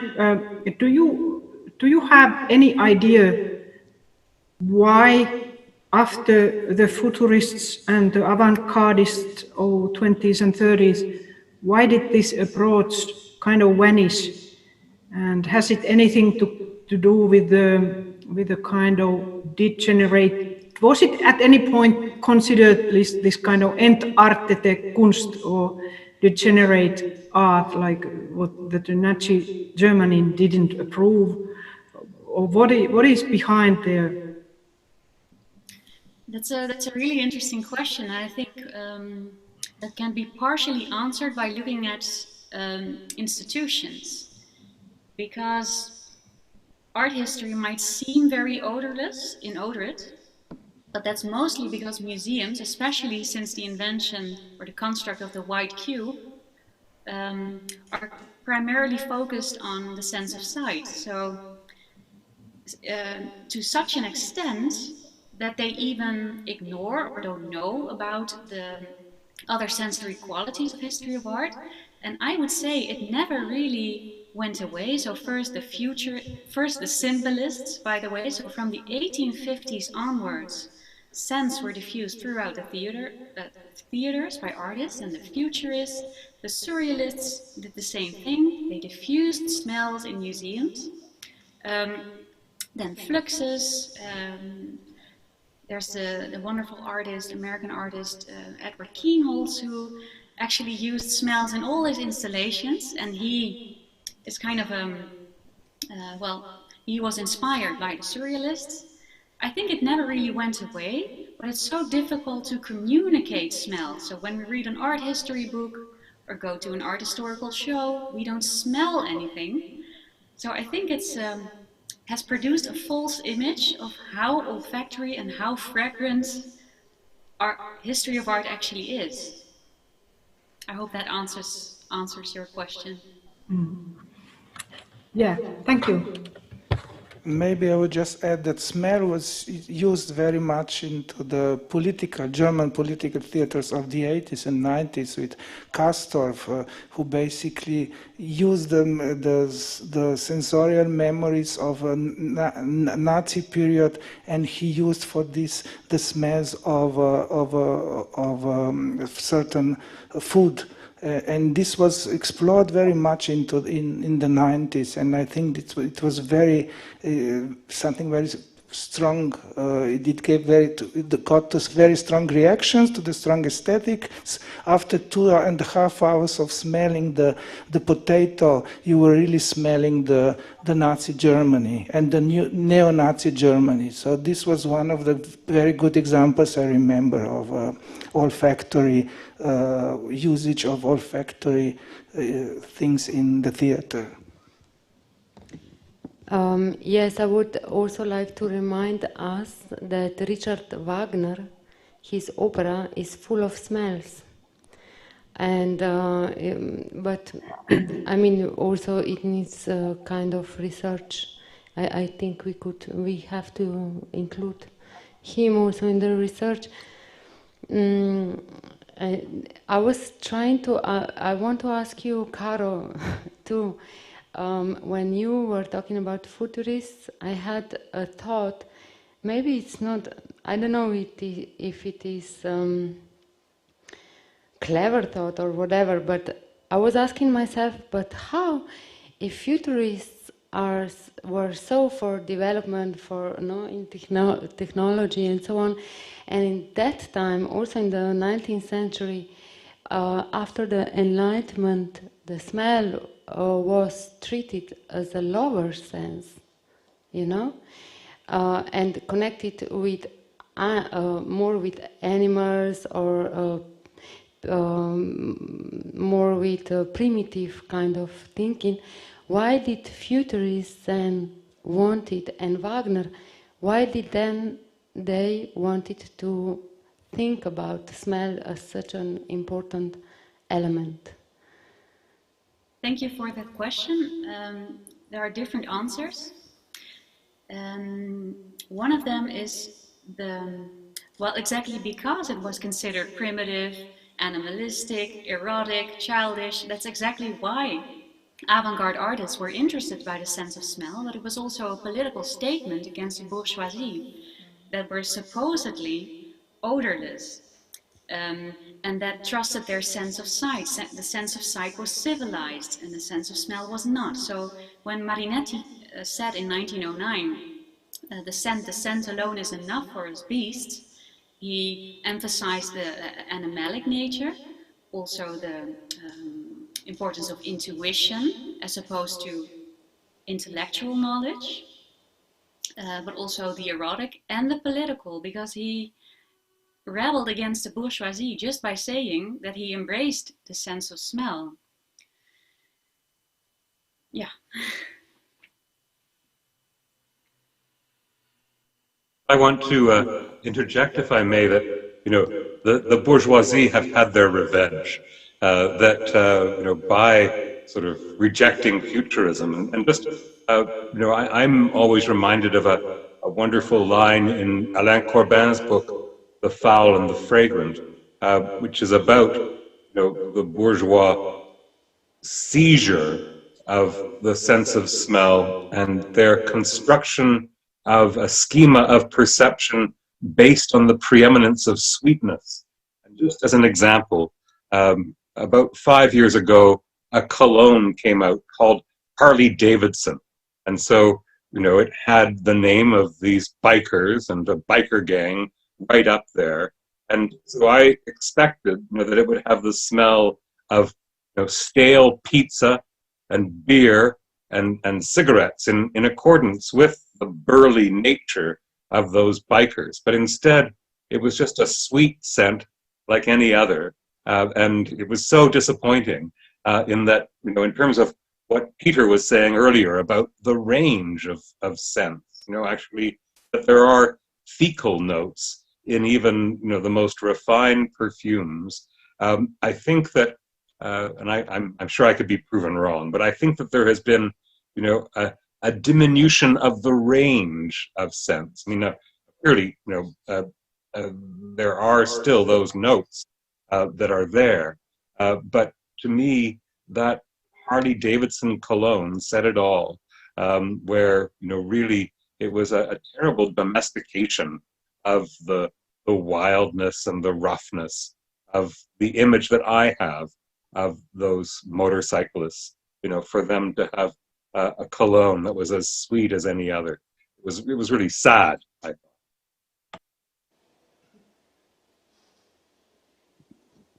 I can really imagine that, if I may react. Or maybe someone else should talk, because I've already talked quite a lot.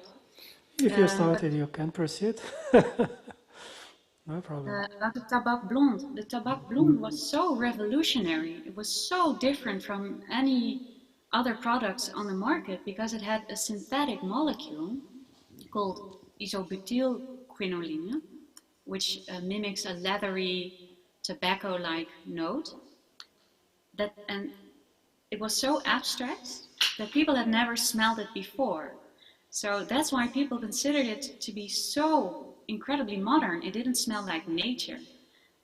It was really meant to be worn by women wearing trousers, smoking cigarettes. So, highly modern women. The grandmothers of these, the people in the audience might have been those young modern women once. But I agree with David that those kinds of revolutions are not that apparent anymore in perfumery, perhaps only in niche perfumery. And I think here Peter de Cupere also comes in. Maybe creating contexts is just as important, or even more important, for our appreciation of smells than just the smells in themselves. Maybe Harley Davidson should have called Peter de Cupere to create an entire installation. I think, David, you have there certainly a point. I think you see it quite often with a lot of perfumes and want to make a statement in one way. I was just thinking about perfume that also was launched from Gwyneth Paltrow, I think that's her name, with the vagina, the scented candle with the vagina scent. Actually, I think it's not really, I don't know, it's very personal vagina scent in one way, but I think when you read the ingredients, it's hard to guess, hard to think that it's referring to vagina scent. And she wants to make it beautiful, then it might be maybe. It's of course it's very personal, but I remember that the ingredients were like grapefruit, neroli, ripe cassis berries, blended with some gunpowder tea and kind of Turkish rose absolutes. Yeah, I'm wondering then, if you present it like that, where's the sexuality in it? Because maybe there's roses kind of love scent in it, but there's also not, she's not referred to kind of underlying animalic smell of sweat or something that would be added to. So I think there are a lot of things still possible in commercial perfumery, and I think people are also right to smell ugly scents in the right context. I'm not that I love ugly scents, but what is ugliness? It's very personal, and it's like I said, on the right context can be quite beautiful.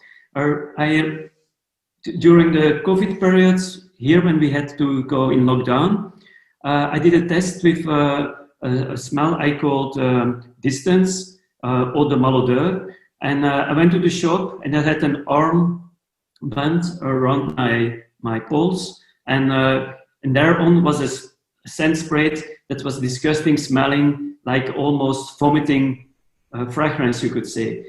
People take distance dance when you walk, so it's also a kind of protection function. It can have a fragrance, and like you said, the Harley Davidson fragrance, I didn't smell it, but when I hear what you're saying, I would be disappointed. If you would be an Harley Davidson fan, or even when you're an Harley Davidson driver, I think you would be even more disappointed. You would love to smell the oil in it, the greasiness. It's there's still a lot of discover. Actually, by Tabac Blonde, for me I find more there also a leather scent in it. I smelled it only once. I think it was you, Carol, who let me smell it, and for me there was quite a lot of more leather scent in it than the tobacco scent in one way. But because of the name of tobacco, I think a lot of people smells the tobacco in it. It's while for me it's more like a leather fragrance that's coming out with the vanilla in it that make it a little bit softer. But still, that's very interesting in one side, because there's the name and there is the perfume, and the name gives also their context to the perfume, like that you can interpret it on another way. Because actually that's also normal in one way, because everyone smells on a different way. We experience all smell on a different way. For example, when I was talking about the smell of grass, that's different people interpret it on another way, like the smell of apples, of cucumber. It's actually also normally one way, because there's one ingredient in it that it's hexenol, or I have to come up it, but it's actually in a lot of fruit fragrances. So it's normal that you can smell another scent in it, but there should be also a kind of reality in it when you name it to something that it's where it's referring to just to make it believe. Otherwise, you get a kind of fake interpretation. But I think it's also common in these days with all the fake news that people want to run away from reality in one way. And actually, it would be great to have a perfume. I'm thinking to launch a perfume actually that's called enjoying the air pollution. Something, I'm not sure about the name, but it's more like really letting people, putting air pollution on them, that they can confront other people to go in a conversation, to start a conversation, but still being safe in one way. So.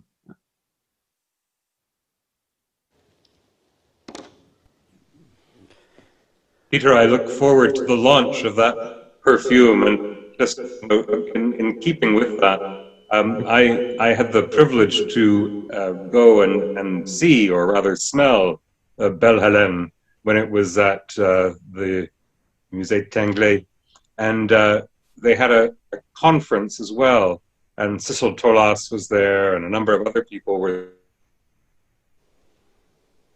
there, along with a number of perfumers. And what was, in line with what I was saying about this Harley Davidson cologne, really perturbing to hear, was the way in which these perfumers, even the independent ones, had felt restrictions. So they were not able to really experiment the way you experiment, with, I don't want to call them negative scents, but alternative scents. They had to work within such a restricted palette because of the way in which, the companies that would basically ultimately promote and distribute these scents have very strict boundaries. And so, it's not a question of just throwing a bunch of notes together. The professional perfumer is limited, very limited in the palette that they can use. And so, not surprising that Gwyneth Paltrow, comes up with that range. It's daring, but it's only daring within a very limited circumference. So again, Caro, I think that the futurists have been defeated by the wily bourgeoisie, who have indeed constructed a schema of perception based on the preeminence of sweetness, and that's what we're condemned. In the same way, I would add, if you look at your cell phone, where is the satisfaction in touching your cell phone?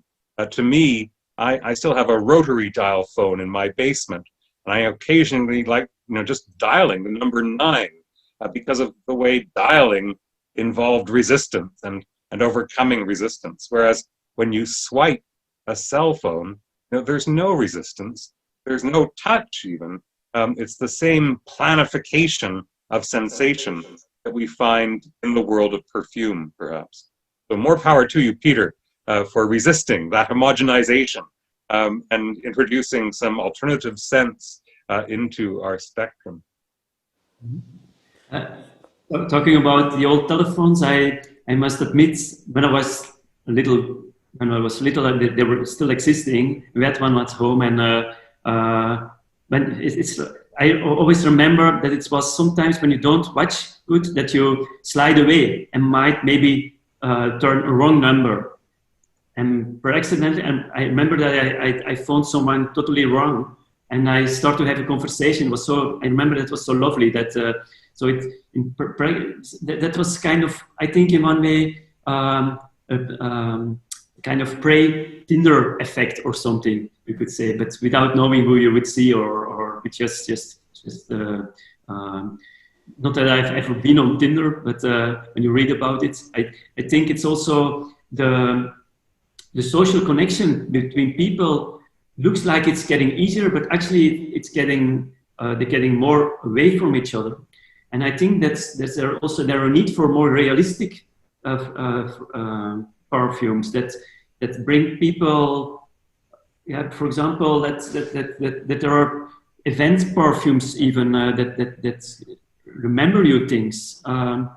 In 2015, I did the exhibition The Smell of War, and I invited, for example, Maki Ueda there, and she recreated the smell of Hiroshima and Nagasaki, and it was very confronting. And I think it would be nice, I should tell it her, that she should maybe make that also like as perfume. She did an unbelievable, beautiful job in it, and it was, it hurts. It was really hurting you when you smell that. You felt very sad. And that's why I think the power of fragrances and perfumes can also be in that way. Perfume doesn't always have to be to make people beautiful. There's also beautifulness in communicating through perfume, I think. So that could be also something that the perfume industry could try to research in. But I think there are a lot of, I have to say, I work together. Sometimes I've been working together also with EFF for some projects, and they really are standing open for this new integrations and things, because they're very curious. They also want to do these experimental things. But most of the time, there is also the commercial aspect to it, and the request to create perfumes for several companies or names or something. And of course, they always only want a very nice smelling perfume.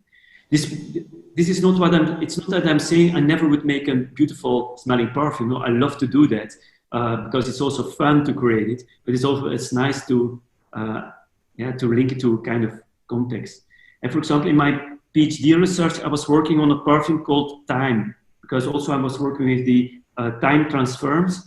And because perfume has time in its own, so I want to make a perfume that you can read the time by smelling. So you put it on your skin and you can smell every time when it smells different. You just have to know which smell is after what kind of time appearing. So that's also perfume that I'm still working on to make it more finer, but to that it really works, that it's almost exactly, let's say, that there is only like 10 or 20 minutes difference in between the time that you could guess. It's easy in the beginning with the top notes because they go very quickly, you can decide, but once then it starts more difficult to make selection and still to create a fragrance that people want to wear at that time. But it's very challenging. So using the negative aspects of fragrances to create a perfume that adds a positive effect on it. So using the time effect for it to create something like creating kind of new clock that you could wear just by smelling. Yeah, I was now in a way. I thought about turning it around when you mentioned negative aspect of sense or smelling. I've got an association to a very old smell I really liked actually. It was a smell of cow and horse shit in classical stalls or stables.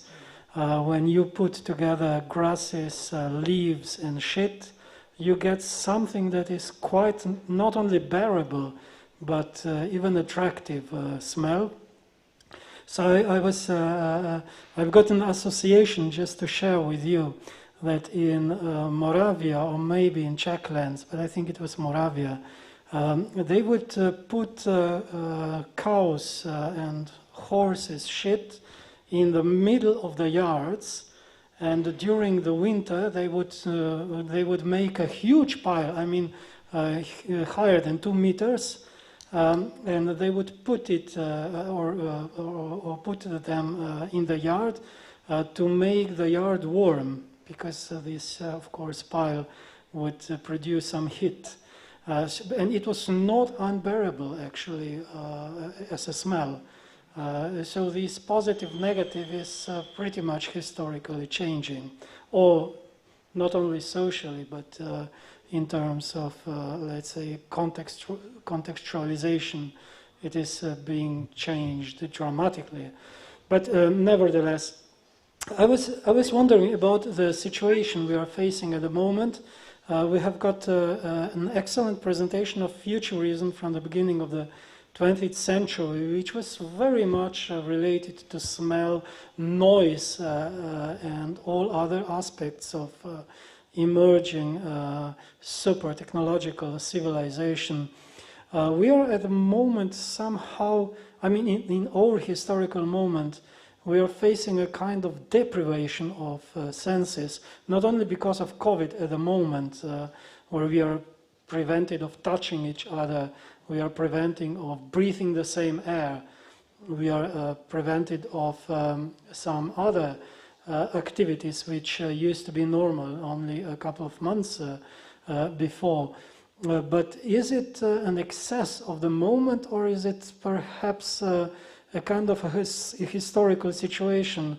We have touch screens, but we actually do not touch anything actually with this experience. Maybe, would you like to share some ideas about this present moment and future of Sensoria in general? Raiko, yes. Can you hear me? Yes. I just maybe this is the time when I could ask my question, because actually it also has to do with your shite or shit smell. Because I was thinking while we were talking that is it possible in Slovenia or in other countries to make today theater or sensory theater that would be too much, like that would break the rules or would break the taboos so much that it would be like criminal. I have an example from Finland in mind. I don't know if you theater people know, but in Finland, I think it was in year 86, we had a group of young theater makers who exactly wanted to kind of break into the bourgeois idea about what is a good theater piece, and they rented the Oulu City Theatre, and once people were sitting in their fancy dresses, they are waiting for art. I think they undressed themselves and started to throw shit towards the audience. Also, there was a lot of smoke, and I think they ended hitting on people with sticks. And that situation ended up, I think police came and the rector of the theater school, they were theater school, they were students from the theater academy in Helsinki, and I think the rector had to leave his job after this occasion.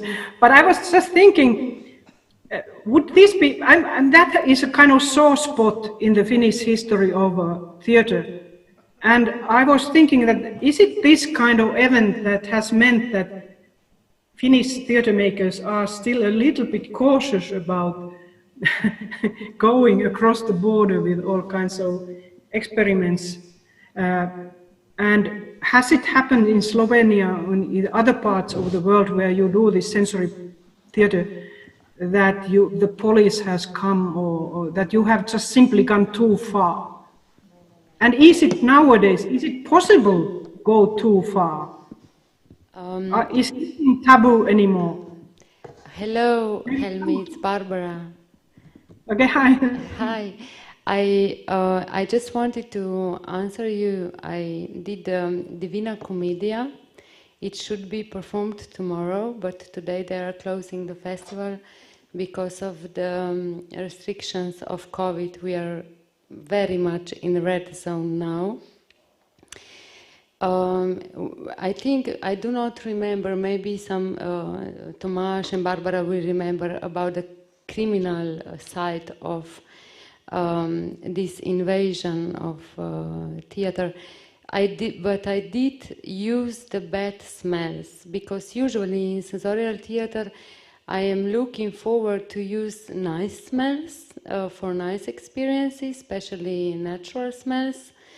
But finally I got opportunity to use bad smells because we have hell in Divina Commedia.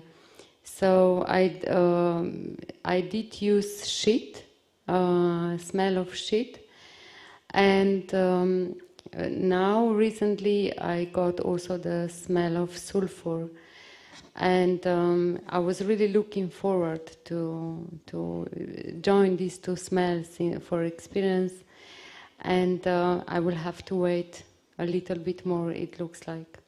A lot of real smell was used in Yugoslav theater of the 80s. For example, the real shit was used on stage by Kugla Glumište from Zagreb, a very famous one. And I remember now a performance I did together with a really very controversial theater director from Bosnia, Oliver Frlić.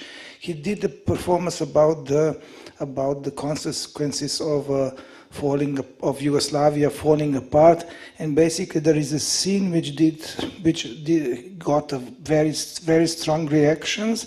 All the actors, which is like 6 or 7 actors, were pissing on the stage, but on the stage there was a map of Yugoslavia. So basically you could smell this natural smell of their pissing, and so a lot of people were reacting like they're pissing on our tradition or on our sensorial memory and things like that. So there were some very strong reactions.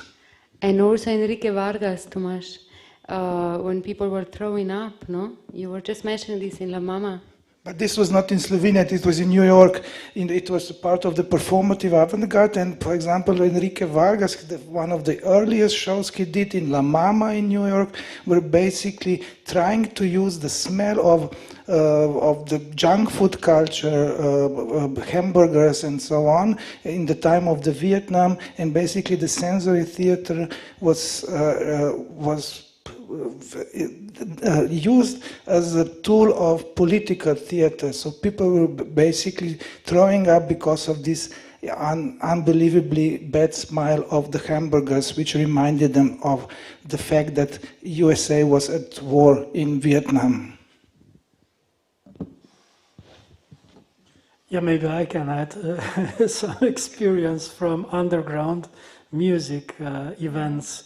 It may be, well, not intentionally, but on many occasions after midnight, or let's say in early morning hours, in underground clubs, you would have a mixture of beer, urine, vomiting, and sweat. Very specific smell.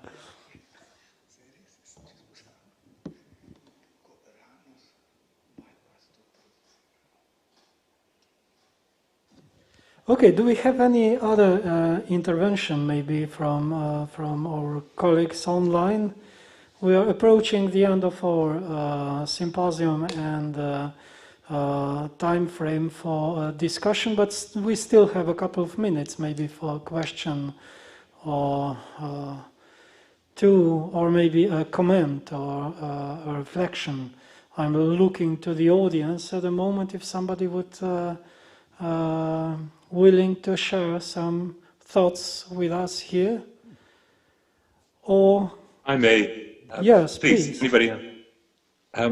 I just wanted to bring up Charles Fourier, the great utopian theorist.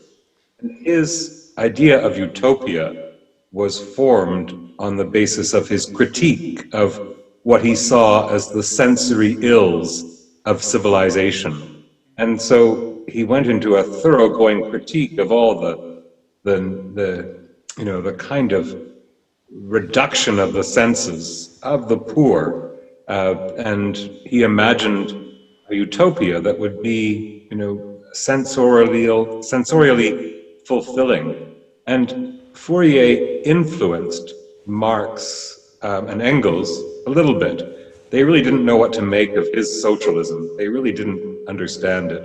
But the economic and philosophic manuscripts is very much concerned with describing, based on what, in part, Marx would learn from Engels, the alienation of the senses of the worker. And Marx also felt that even the bourgeoisie could not enjoy their senses because they were so concerned with the accumulation of capital. They forewent many sensory pleasures. So, to me, what that suggests is that the beginning of social critique lies in sensory critique. And it's not just, as in their time, the critique of the alienation and the deprivation of the senses of the proletariat. Now we have also, this schema of perception based on the preeminence of sweetness that, is part of the problem, right? So there can be another sensorial revolution now that would be based on that critique of, the pleasing of the senses as being itself a kind of reduction. Now, I don't know how far to go with this, but just to say that, I think that smell is a bellwether, and smell, can teach us things. And that's what we've heard throughout this conference. And, if I may, just by way of closing, as I mentioned yesterday, the fact that COVID-19 cancels the sense of smell.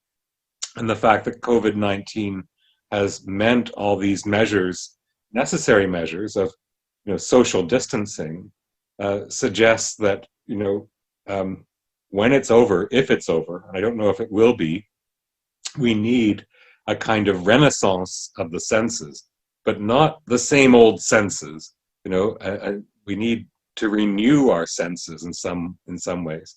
And I can end therefore on a note that today there is going out a call for proposals for a conference that we will be holding from the 6th to 9th of May 2021. And it's called Uncommon Senses 3. And originally it was supposed to be held last May 2020. And the subtitle was The Future of the Senses. But now we've given it a new subtitle. It's Back to the Future of the Senses. And I would love to extend this invitation to any of you who might be interested. It will be virtual as well as live.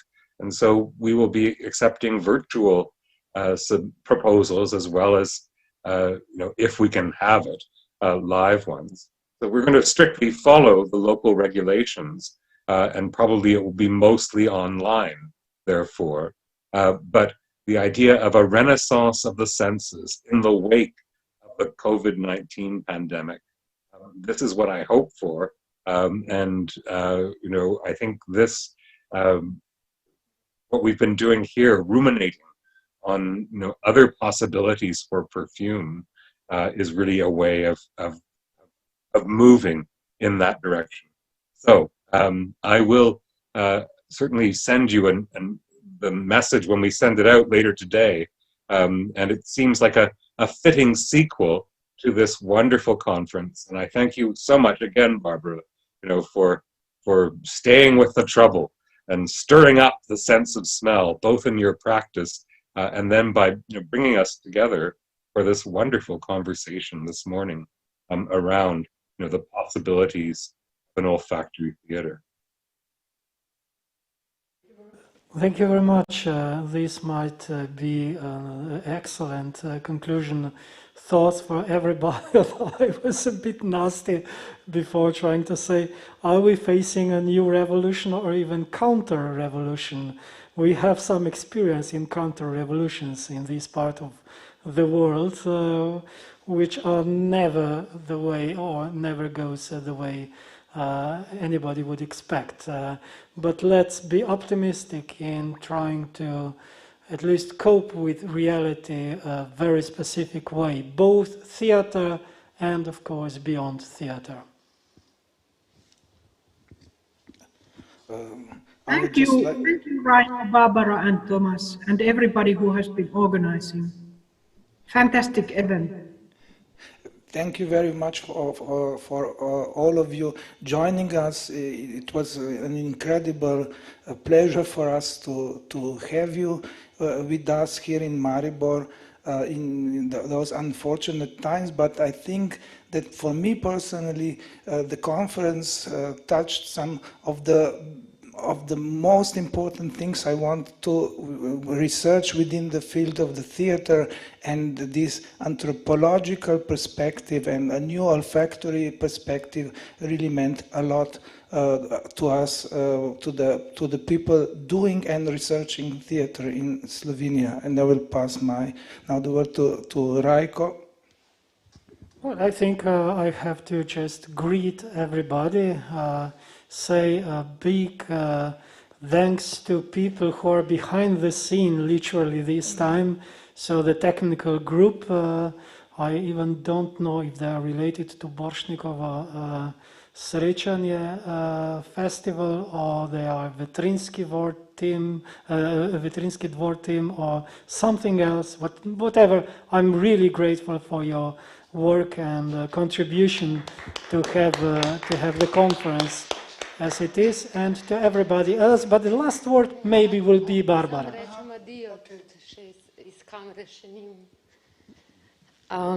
I just wanted to say goodbye and thank you very much to join us. I just wanted you to see my hand waving at you. Thank you, all of you on the internet. Aha, moram imeti sam le. A sam je biti? Okay. Thank you very much to join this symposium and to share all of your knowledge and experience with us. I think we got a lot of material now. Thank you.